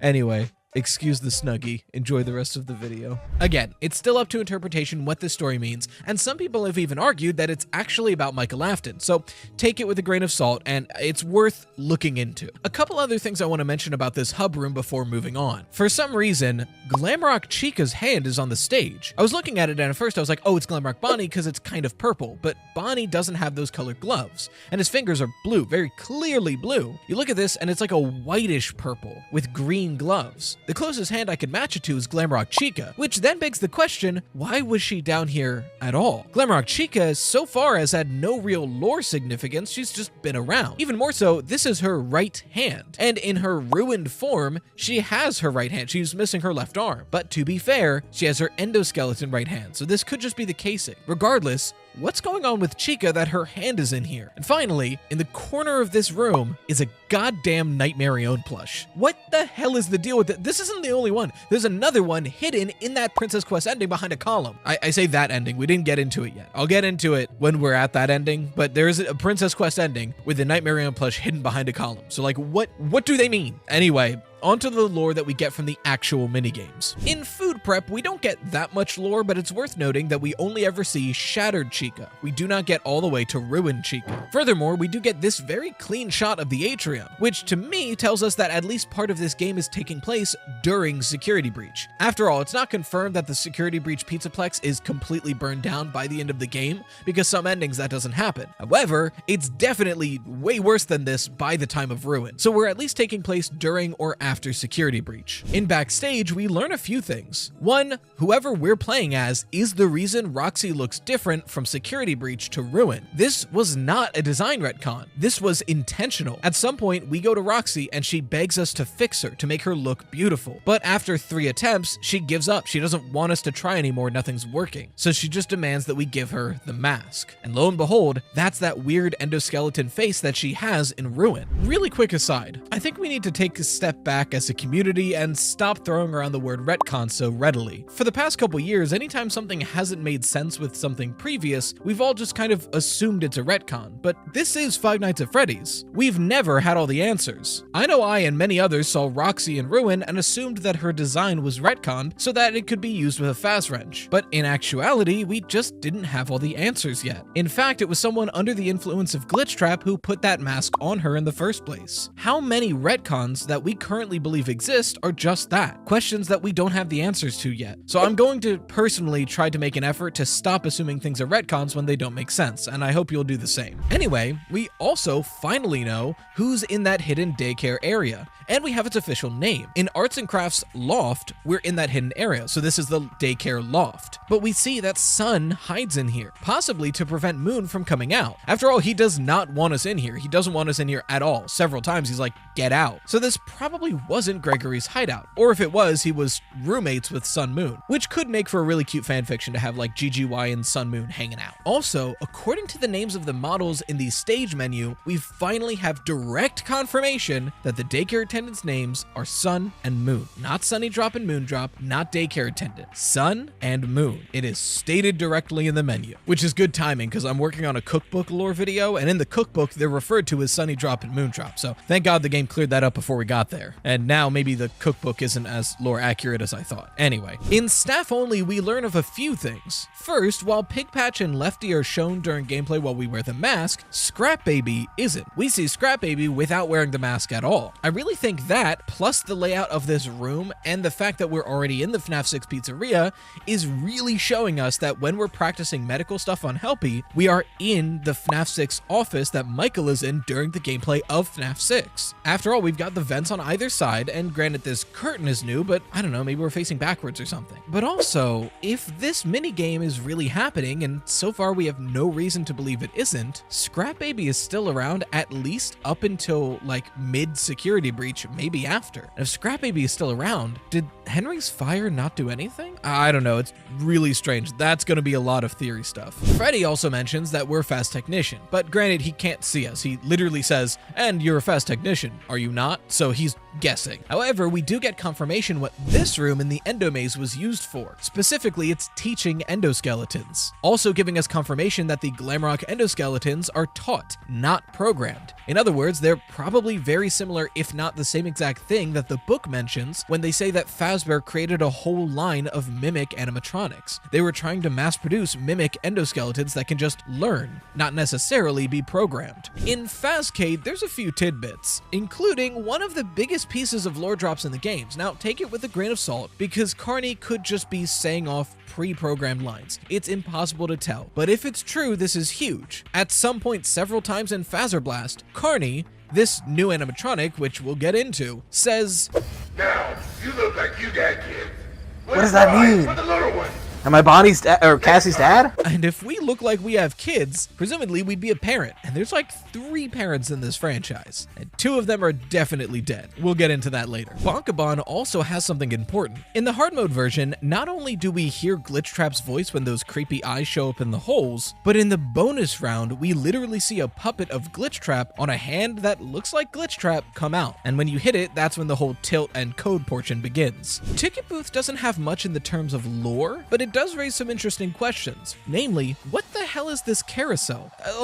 Realistically, it should have been in the daycare. Sun and Moon are the characters that are in it, but we never see a carousel in the daycare. Not only that, but there's the pumpkin, the lantern, and the hay bales, things that are usually at Fall Fest, the thing that we see in the Help Wanted 1 DLC and referenced a lot in Help Wanted 2. So if this carousel is from Fall Fest, not the daycare, then does that mean Sun and Moon are way older than we thought they were? And notably, one of the voice lines that Moon has is, "What makes you so special?" Which really makes you wonder who you're playing as. To me, initially, this read as a line of jealousy almost. At the time, I still thought we were playing as Vanessa, and we'll get into why I don't think so anymore. But when I thought that, this line read to me as jealousy. Essentially, Moon wanted to be Glitchtrap's servant, but Vanessa was chosen. What makes her so special? That's how it read at first to me, but honestly, the line could go a lot of ways. Captain Foxy's log ride doesn't give us a lot of lore, but it does show us this ride that was never fully open to the public. And finally, sister location. There is a lot here. First of all, the fact that we're going to the sister location bunker and sister location animatronics are here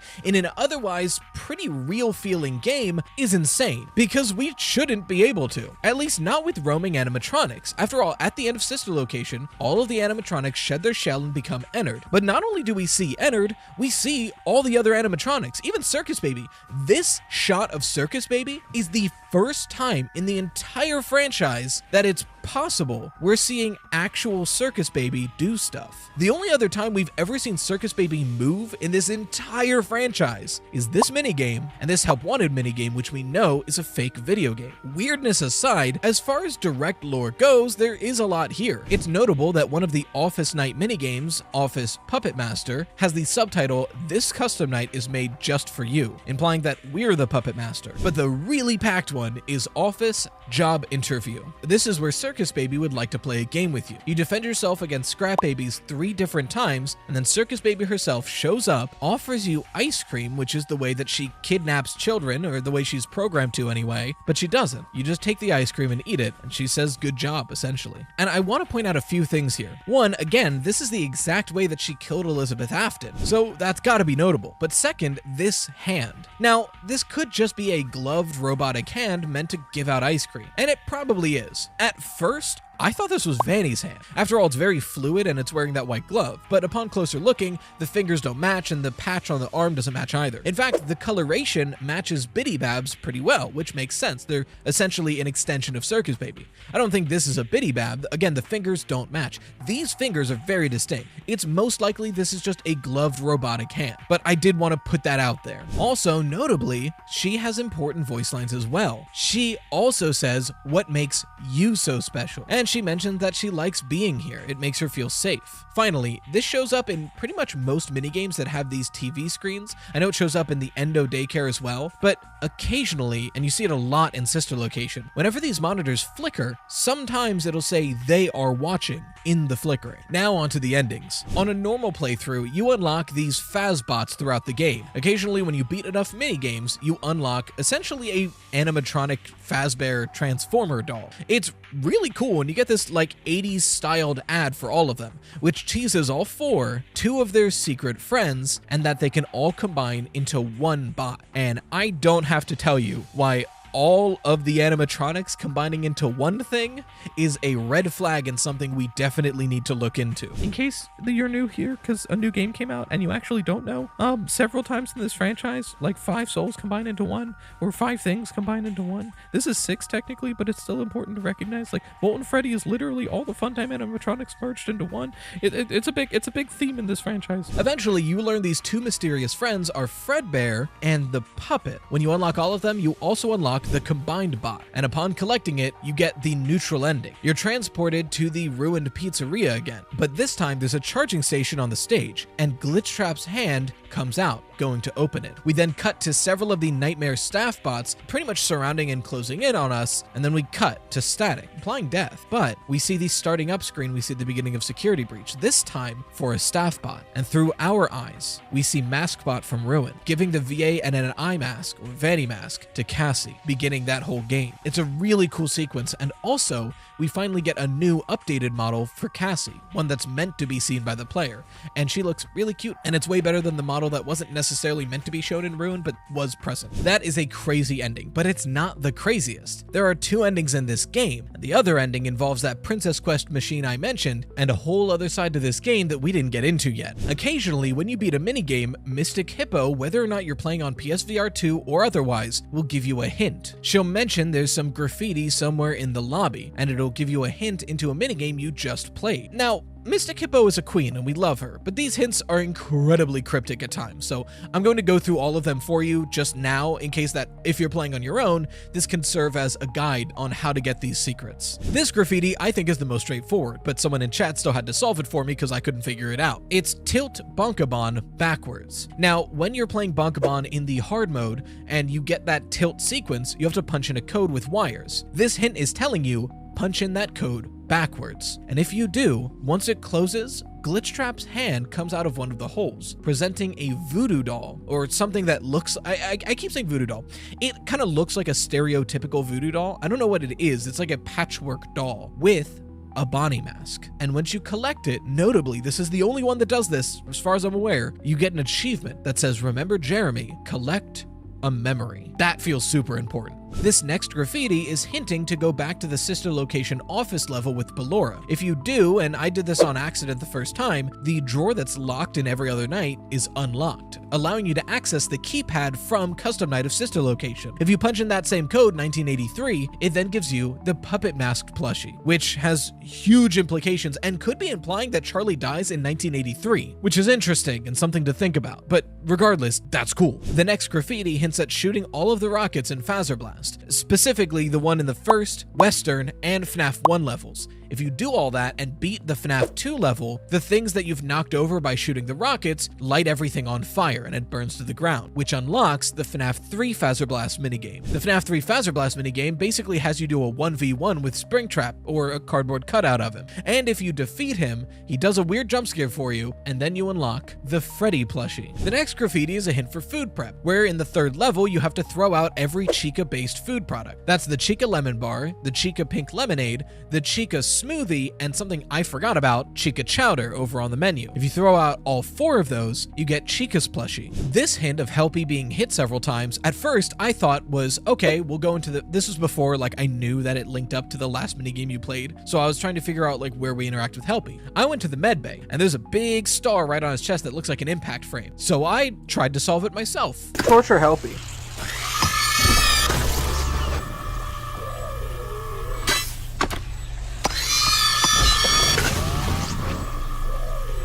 I don't know if this is doing it, guys.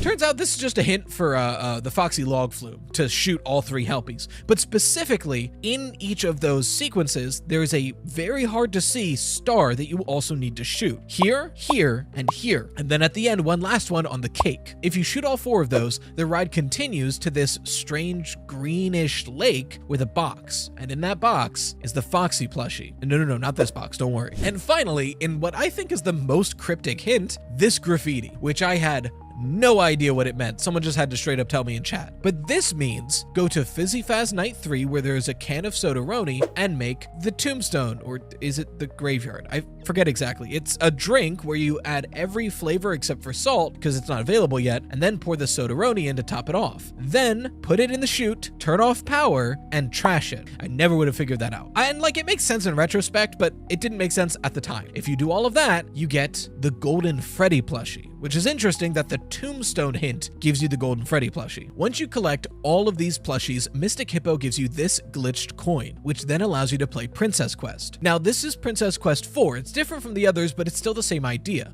We're the princess, we get a sword from the old guy, and now we actually are able to teleport as well. We go through a couple levels inside the castle, and then we find ourselves playing the game. Once we hit ourselves as the princess, we're transported into Princess Quest. And this is, I think, the coolest moment in all of modern FNAF. maybe all of FNAF. It felt honestly cooler than Henry's speech to me. I don't know if that's the hype talking, but it was so cool to be in Princess Quest. This minigame we've played for like 5 years now. We're in Princess Quest and we're the princess. You go through, you go deeper, and then you go outside to a tombstone puzzle, the same that you see previously in Princess Quest, but this time the tombstones are not only numbered, but labeled. Those plushies we've collected throughout the game are sitting at each of the tombstones, the same tombstones every time. If you light all 6 tombstones, the door opens. But if you light them in the correct numbered order of the tombstones, you unlock a secret basement area where you can get a Bonnie mask. On collection, it says, "This feels oddly familiar," or something similar. Again, I played this game like twice and I'm trying to make this video very, the exact wording might be different. Then when you go through the door, you approach that same old man. He gives you the Vanny mask and says, "This feels like a fair trade," and he also gives you the glitch trap plushie. And then, on the surface, the most confusing sequence I've ever seen in a FNAF game happens. Within Princess Quest, the sister location elevator appears. We go inside and it's new. There's now a ruin wire puzzle, so either they're trying to establish this has always been a thing, but that would be a retcon, so again, I'm trying to not assume retcons, or this is a new sister location elevator. Regardless, it starts moving and falls apart, and you're actually inside a giant crane machine with Vanny playing. Moon comes up, calls you a naughty boy, takes the glitch trap plushie and tosses him aside. Then Vanny shows glitch trap to you, seemingly crushes him in her hands, and walks away, leaving us to rot in there. Yeah, it's weird, but it's also really cool. So that's all the lore we directly get, except for the Mystic Hippo minigame. I really don't know what that is yet, and I haven't found good, clean footage of it yet, so I don't know. I don't have a PSVR 2. I'm not made of money. So what can we speculate about this game? I want to start with really concrete theories that will be useful for opening up discussion. For the stuff that's more out there, expect that in the coming weeks. To start off, when does this game take place in the timeline? Well, when it comes to timeline placement, I think it's pretty clear. And the main reason for it is that second Roxy makeover minigame I talked about. In it, we the player are giving a makeover for Shattered Roxy. This is the design at the end of Security Breach. However, after she gets frustrated of nothing working, she just demands that we give her the mask. Said mask being that strange redesign from Ruin. This minigame, I think, makes such a solid case that Help Wanted 2 takes place during and after Security Breach, but before Ruin. In case you aren't convinced from that, consider what else we see in the game. We see several instances of the Security Breach animatronics. I'm talking Glamrock Chica, Glamrock Freddy, Roxanne Wolf. Strangely, no Montgomery Gator at all ever, which is really strange to me. And we get to see shattered forms of Chica, Roxy. We even see a shattered Music Man, which has never been seen before. But as far as I can find, the only things from Ruin we see are the Vanny mask, the Faz Wrench, the thing that we give Roxy, and the scene at the end of the game. The Vanny mask and the Faz Wrench existed before Ruin. The thing we give Roxy allows Ruin to make sense, and the scene at the end of the game happens at the end of the game. I think this game realistically has to take place during and after Security Breach and right up until the beginning of Ruin, except for one issue: sister location. I still don't have a good explanation for why these animatronics are moving around. Now, I could explain the location. That kind of makes sense to me. After all, you have reason to argue that the FNAF 6 location and the sister location bunker are pretty close, like proximity-wise. And I'll go way deeper into that later on in coming weeks as I'm doing theories for it. But as far as why the animatronics are moving around post-Ennard, I really don't have a good explanation for it. Besides, I don't know, they got new endoskeletons.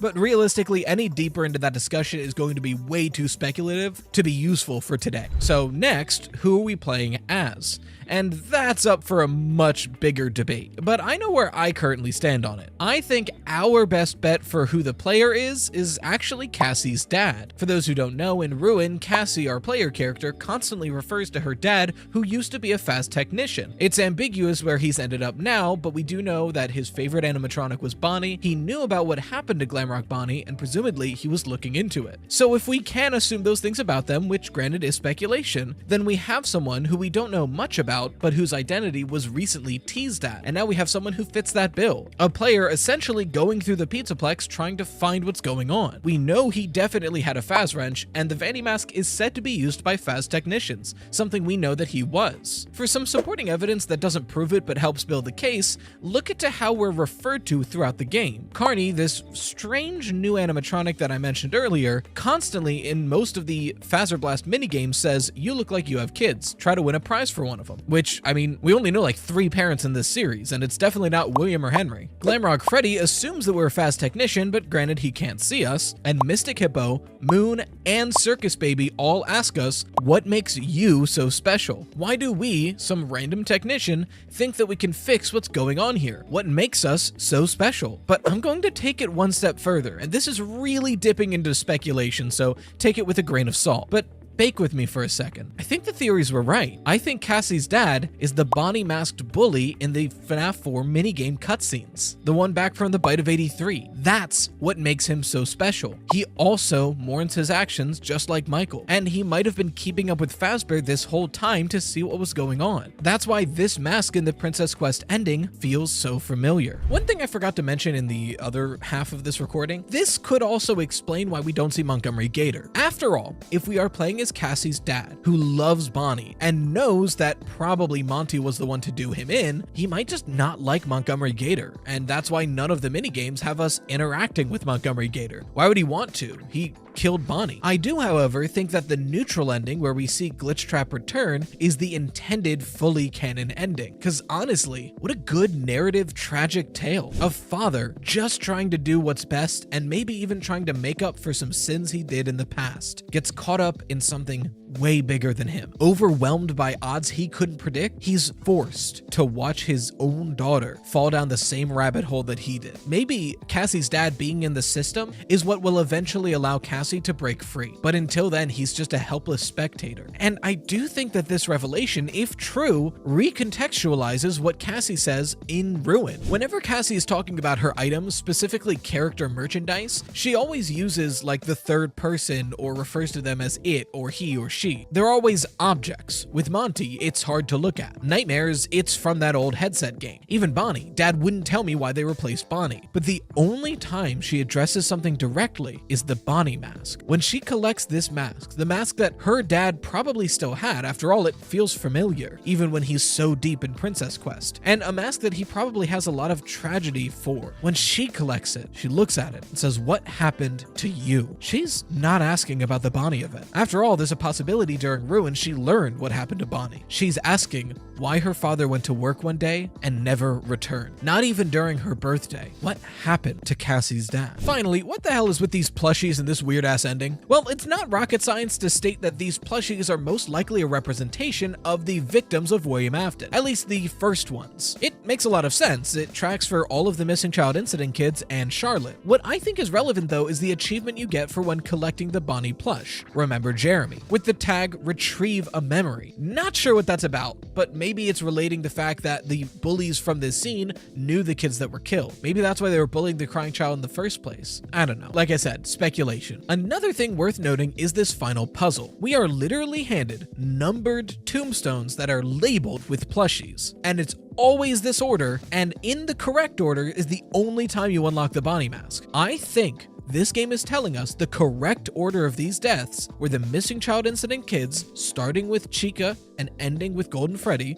Susie to Cassidy, and then Charlie, which I grant you doesn't make a lot of sense. Henry says, a wound first inflicted on me. This game links 1983 with Charlie, but this tombstone puzzle to me feels so concrete. And then the ending itself, I think, is a bit more self-explanatory than people are giving it credit for. A lot of people have been confused because it seems like Vanny is killing Glitchtrap, and that's a valid interpretation, but I don't see it as Vanny killing Glitchtrap. After all, if she's killing Glitchtrap, why would she still be Vanny? Wouldn't Vanessa want to kill Glitchtrap? To me, this is how I see this ending. We, as probably Cassie's dad, have been hunting down what's really going on at the Pizzaplex, and we're in deep. We're so deep into the Vanny AR mask that we're having trouble differentiating what's real. And then we get to the Princess Quest machine where we get so involved, we go inside of the Princess Quest machine, probably just mentally, and when we are as deep in the rabbit hole as it possibly can get, we're also the most exposed. And it's then that Vanny finds us. The achievement for this ending is, quote, consequences, with the subtitles, system threats found, repair complete. Vanny found us in the system, the threat, the thing trying to route out Glitchtrap from the Pizzaplex. She makes us give the plushie of Glitchtrap back, and she shows Glitchtrap what a good job she's done routing out the threat. Then she takes Glitchtrap with her and leaves, leaving us to rot in this prison she's created. And if this is true, I'm starting to think the Princess Quest ending from Security Breach isn't canon. In Ruin, we see the Princess Quest 3 machine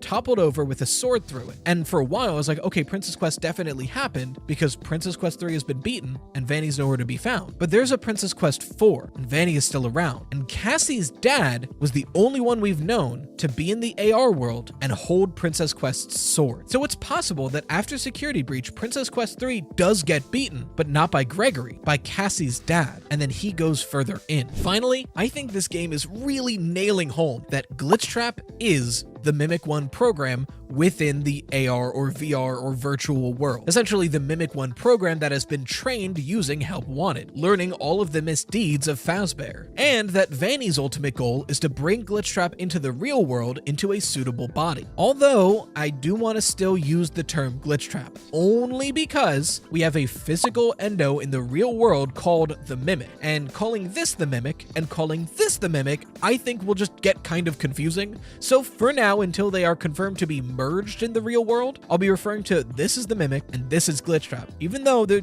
two halves of the same coin essentially. Hopefully by the next game, Glitchtrap is finally in this endoskeleton, so I can just call it the Mimic. And that's everything I can think to mention that I found has been found before. At least everything that isn't cut content. I don't want to cover that necessarily because I don't think cut content is meaningful, really. It was cut for a reason after all. Secret of the Mimic is here, and frankly, it's one of the best FNAF games we've ever gotten. It might be my favorite FNAF game they've made so far. It's really that good. The gameplay, the horror, the writing, everything about it I enjoyed. But as much deserved praise as the game is getting, a lot of people are walking away from the story a bit confused, which I guess is the mark of a good FNAF game, especially after any other ending besides the first. So what did that game mean? What did its endings mean, and how does it connect to the grander story? Well, Slices, put on your aprons and let's find out the secret of the Mimic. Don't worry, that'll be the only time I make that pun. As far as the basic story of the game, we are Arnold, a sleep-deprived, wet, sopping towel of a man whom I love. We also work for Fazbear Entertainment, and dispatch tells us that we have one last shift for the day. Edwin Murray is a contractor for Fazbear, but he's disappeared. And per his contract, now everything he's been working on is forfeit to Fazbear, so we just have to go and collect whatever he was working on. We're warned that several motion sensors in the building indicate something's moving around, but we're then told it's probably nothing. So we enter Murray's costume manor and quickly find dispatch through an intercom system in the building itself. Once we're inside and the power's on, dispatch levels with us. He tells us that the thing moving around is likely an endoskeleton. One of the last things Murray was working on was an endoskeleton that could fit into any costume and replicate the persona of any character. It would have been really useful to have if it didn't have, quote, homicidal glitches. But if we're able to find the original schematics for the endoskeleton, we can not only fix it, but then Fazbear can use it in all of their animatronics. So Arnold does just that. That's our main goal in the game, to retrieve the original schematics of the Mimic endoskeleton and fix the Mimic so Fazbear can use it in all of their animatronics. As we go through the facility, we have to hide from the Mimic and defend ourselves from the various costumes that it takes. First Jackie in the Box, then Big Top, who I thought was Big Top Music Man, but I think he's only ever referred to as Big Top, but obviously you see the connection here. Dolly the Nurse, and Chica. Yeah, literally Chica the Chicken. This story takes place while Chica the Chicken still belonged to Chica's Party World, and was soon to be, or just recently was acquired by Fazbear. Eventually though, you get the executive status on your data diver, which allows you full reign of the facility and the Mimic schematics, the reason we came here. After a weirdly ghost supernatural encounter with this white tiger costume, we make it back to the main office and we talk one more time to Dispatch, who says job well done and tells us to return the data diver to Dispatch through the inventory system in the building. This is where we start to get the different endings of the game. If you give the data diver through the inventory system to Dispatch and leave, you're able to get into your van and go. But once you get into your van, Dispatch calls you over the radio and tells you they've been trying to get in contact with Arnold all night, and that they have to fire him because he hasn't been answering his calls. Arnold explains that he's been talking to Dispatch the entire night and just gave Dispatch the data diver, to which the Dispatch in the van says that we admitted giving away company property and that we're going to be sued for losses. But if all that wasn't enough, in the back of the van, Arnold notices a light, and adjusting the mirror, the Mimic tagged along for a ride. It reaches towards us and knocks us out, and we come to inside of the suit of what appears to be a prototype Freddy Fazbear in what appears to be a prototype Freddy Fazbear's Pizzeria, right next to a prototype version of Chica and Bonnie performing on stage for the Mimic. Frankly, it's an ending that rightly has been called out as very similar to the main ending of Help Wanted, and that's not an accident, but we'll get there in due time. So that's the basic plot of the game, but already some things aren't adding up. It doesn't take a genius to realize that Dispatch was the Mimic the whole time we were in the building. But if that's the case, why was Dispatch trying to get us to work against the Mimic? Or rather, why was the Mimic hunting us down and trying to stop us if our goal was explicitly for the Mimic? Well, to understand that, and the other two endings, we need to start talking about the stories underneath the surface level of this game, starting with the story of the entire business itself, Murray's Costume Manor, and its eventual downfall. Murray's Costume Manor was originally owned by Edwin Murray's father, Edwin Sr., but working at the facility as a creative inventor, Edwin Murray found great success with his product, the Cleanovac. Frankly, it was the most successful thing he'd ever created. They made statues of this thing. It was so wildly popular. Ever since then, he'd been trying to chase that feeling and make something bigger than the Cleanovac, and failing it every time. Edwin Sr. died a little earlier than expected, and Edwin Murray, still very young, inherited the entire business. He wasn't a businessman, but he would have to try his best to keep the business alive. He kept throwing out more and more Murray co-inventions, but they were often half-baked or had serious problems that weren't found until it was too late. All these inventions ended up causing was more lawsuits and more costs to the company. The costumes the facility created were selling fairly well, and that's where pretty much any of their money came in, because the inventions just kept costing the company more and more. But luckily, while the company was in a bit of a downward spiral, longtime business partners Fazbear Entertainment approached with a contract that was a bit too big to refuse for how the company was running. If Edwin could get this Fazbear contract done, they'd have enough money for everything to go back to normal. The commission is never specified, but judging from what's been created in-game, it seems to be an entire prototype replica of a pizzeria, befitted with prototype animatronics, a bear, chicken, and bunny to perform on stage, and 2 Springlock suits, Fredbear and Spring Bonnie. Very important note here, these are all prototypes, to the point where the main band looks like they're made out of scrap metal, and the Springlock suits literally have prototype on the back, so I don't think these are the finished versions that end up being used by Fazbear. I want to be clear here on that. Fazbear kept approving the project as it went on, approving all of the art and all of the directions that the things were taking shape in, but as they started getting to the end, Fazbear kept sending more and more change requests, costing more time and money and making Edwin have to throw out months of work at a time. At this point, Edwin was at the end of his rope, the end of his money, and about to lose the only contract that could save this company. But he didn't know until it was too late that this was all part of the plan. On the other side of this contract, whether through jealousy or wanting to dominate the market, William and Henry had planned to ruin Murray Co. with this contract from the start. They wanted to absorb Murray's Costume Manor, all of its assets, and as many employees as it could. So they made a contract with Edwin Murray, one so big that it would nearly capsize Murray's Costume Manor if it failed, but so lucrative that Edwin, who's very trusting and very desperate, couldn't refuse.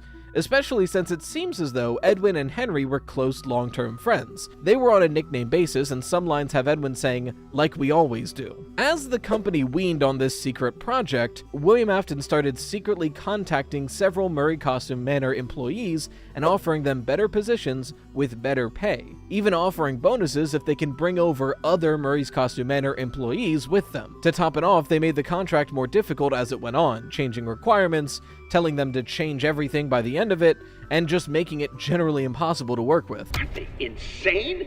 The look of these new animatronics is Fiona's design, and they're great. Oh, first they approve the art, then they approve the proofs. Now they change their minds when we're so close to final. Why would they change them now? Are they pulling my leg? The new concepts are frankly creepy. It doesn't matter. I'm not changing a single bit of her work, and they can't make me. And after everything began to fail, and the company begins to default, and employees are leaving left and right, William Afton and Henry Emily offer Edwin one final solution, and we get the second half of that letter. Software development and the entire MCM catalog. We would love to keep you on as a lead engineer. Although we now technically own the land, we would never touch the house your parents built. We feel this offer has been more than fair, considering how far behind you are. It's just too much for you to handle alone. We are waiting for your response. WA. At its lowest point, Fazbear buys all of MCM, all of its property, and all of its remaining software. They even offer Edwin a job as lead engineer, but I get the feeling he was never able to take it. In fact, this audio log tells me that this is around the time he shuts himself off in the manor to work on the Mimic some more. Edwin, never forget. What? They're behind it. What? Don't trust them. Never tell them. They want to destroy you. Dad was right. Also, if this video is helpful to you and you like FNAF, I make a weekly FNAF themed podcast and a weekly FNAF or other horror game theory every Friday, so subscribe and stay a while. And if you like gaming, I stream on twitch.tv/RyToastYT 4 days a week, every single week, and I edit down and upload those streams and clips to RyToost, my second channel. And if you like audiobooks or compilations, I upload that to my third channel, RyDoze, and I just started a D&D campaign with these amazing creators as well on that channel. So if you like any of that, go find it. The links are in the description and on screen.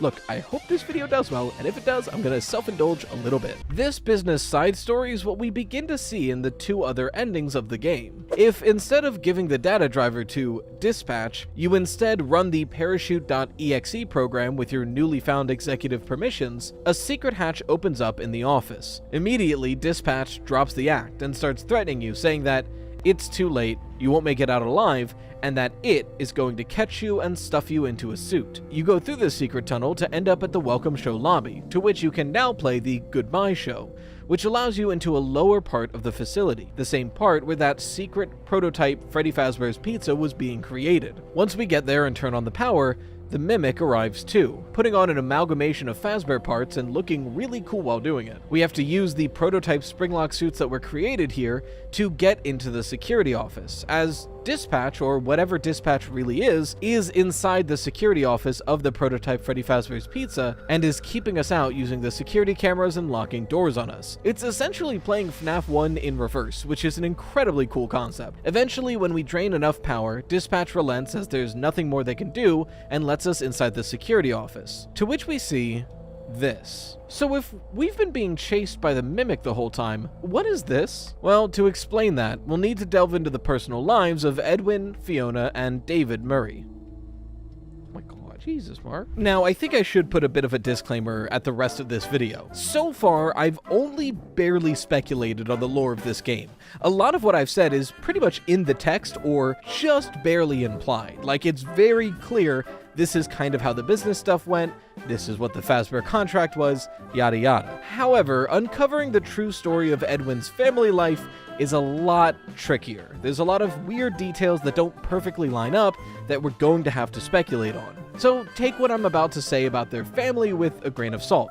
It could be wrong, but as far as I'm aware, this is my best guess for how Edwin's family life was. And also, in this video, I don't have too much time to go into every piece of evidence as to why I believe this. So I'll show relevant evidence in the background as I mention things, and I'll point out some evidence as I go, but as far as deep dives into the evidence itself, like moon.exe, you'll have to wait for future videos for that, because trust me, we're going to be talking about this game for years to come. Edwin met Fiona while working at MCM, and eventually they got married and had a son named David. However, as the business started to go sour, Edwin began burying himself deeper and deeper into his work, ignoring and neglecting both Fiona and David, and eventually tragedy strikes. Fiona went to go help the Fall Fest crew set up for their first annual show, but unfortunately, at that Fall Fest was a fire, and Fiona died inside. This is a deviation from the lore we know from the books, but I think this is the most likely answer here, as a statue in moon.exe depicts her as burnt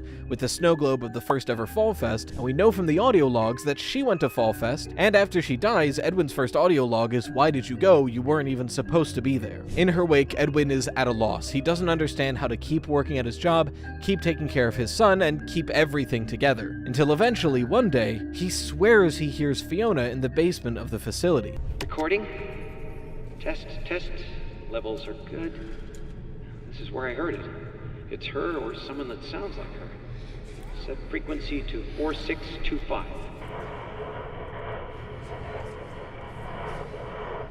Hello? Hello? Oh my god. Is anyone there? Over. Say something. It's me, Edwin. Over.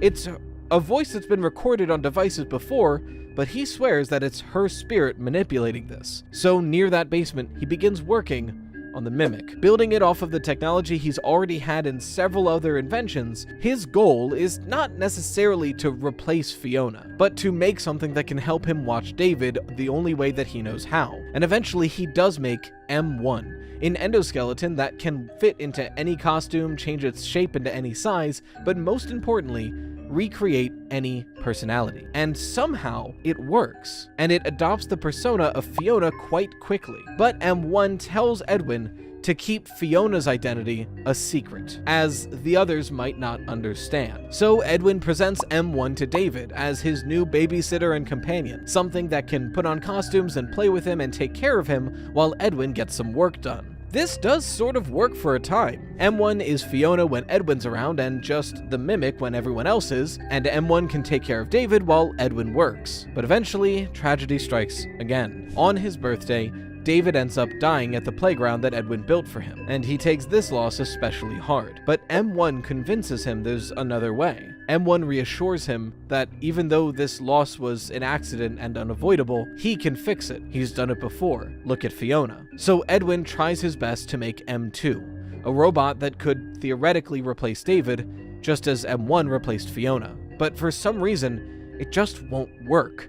M1 worked, and he's still not sure why. I think it's likely that M1 is possessed by Fiona herself, and that's the spark that Edwin can't seem to recreate. Eventually, growing desperate, M1 is willing to give up her body so that M2, David, could take it, and M1 can wait for Edwin to make another body in the meantime. So Fiona is moved into the MXES, Mechanical X-Form Experimental Storage Container. It's then renamed to F10N4, or Leet Speech for Fiona, and she waits there, while Edwin is supposed to make David out of the remaining body. And it begins to work, but it begins to work too well. Edwin starts to realize that this has all gone on much too far. None of this is his real family, none of this will bring them back. And once that robot started mimicking David, copying his mannerisms and acting like him, it was too far and it was too painful. In a fit of rage, yelling at this robot that it's not David and it can't replace him, he beats the Mimic and destroys its legs. Soon after, in the manor, an experiment in Edwin's office goes wrong, and an explosion traps him in the rubble. It's unclear if M2 made it this way, but it's clear that at this point, M2 wasn't destroyed, just beaten, as we get this very chilling audio log in the aftermath of the explosion. Test. Journal entry. Too bad the new power test was a failure. M2! Due to a minor detonation. M2 is the one speaking? There is damage to my office interior, as well as a small fire. Note to self, portable cleaner that gets rid of smoke damage. Ooh, better yet, a Cleanovac attachment. Help! M2! Respond! Emergency! Call for help! Daddy's busy, buddy. Why don't you go outside and play?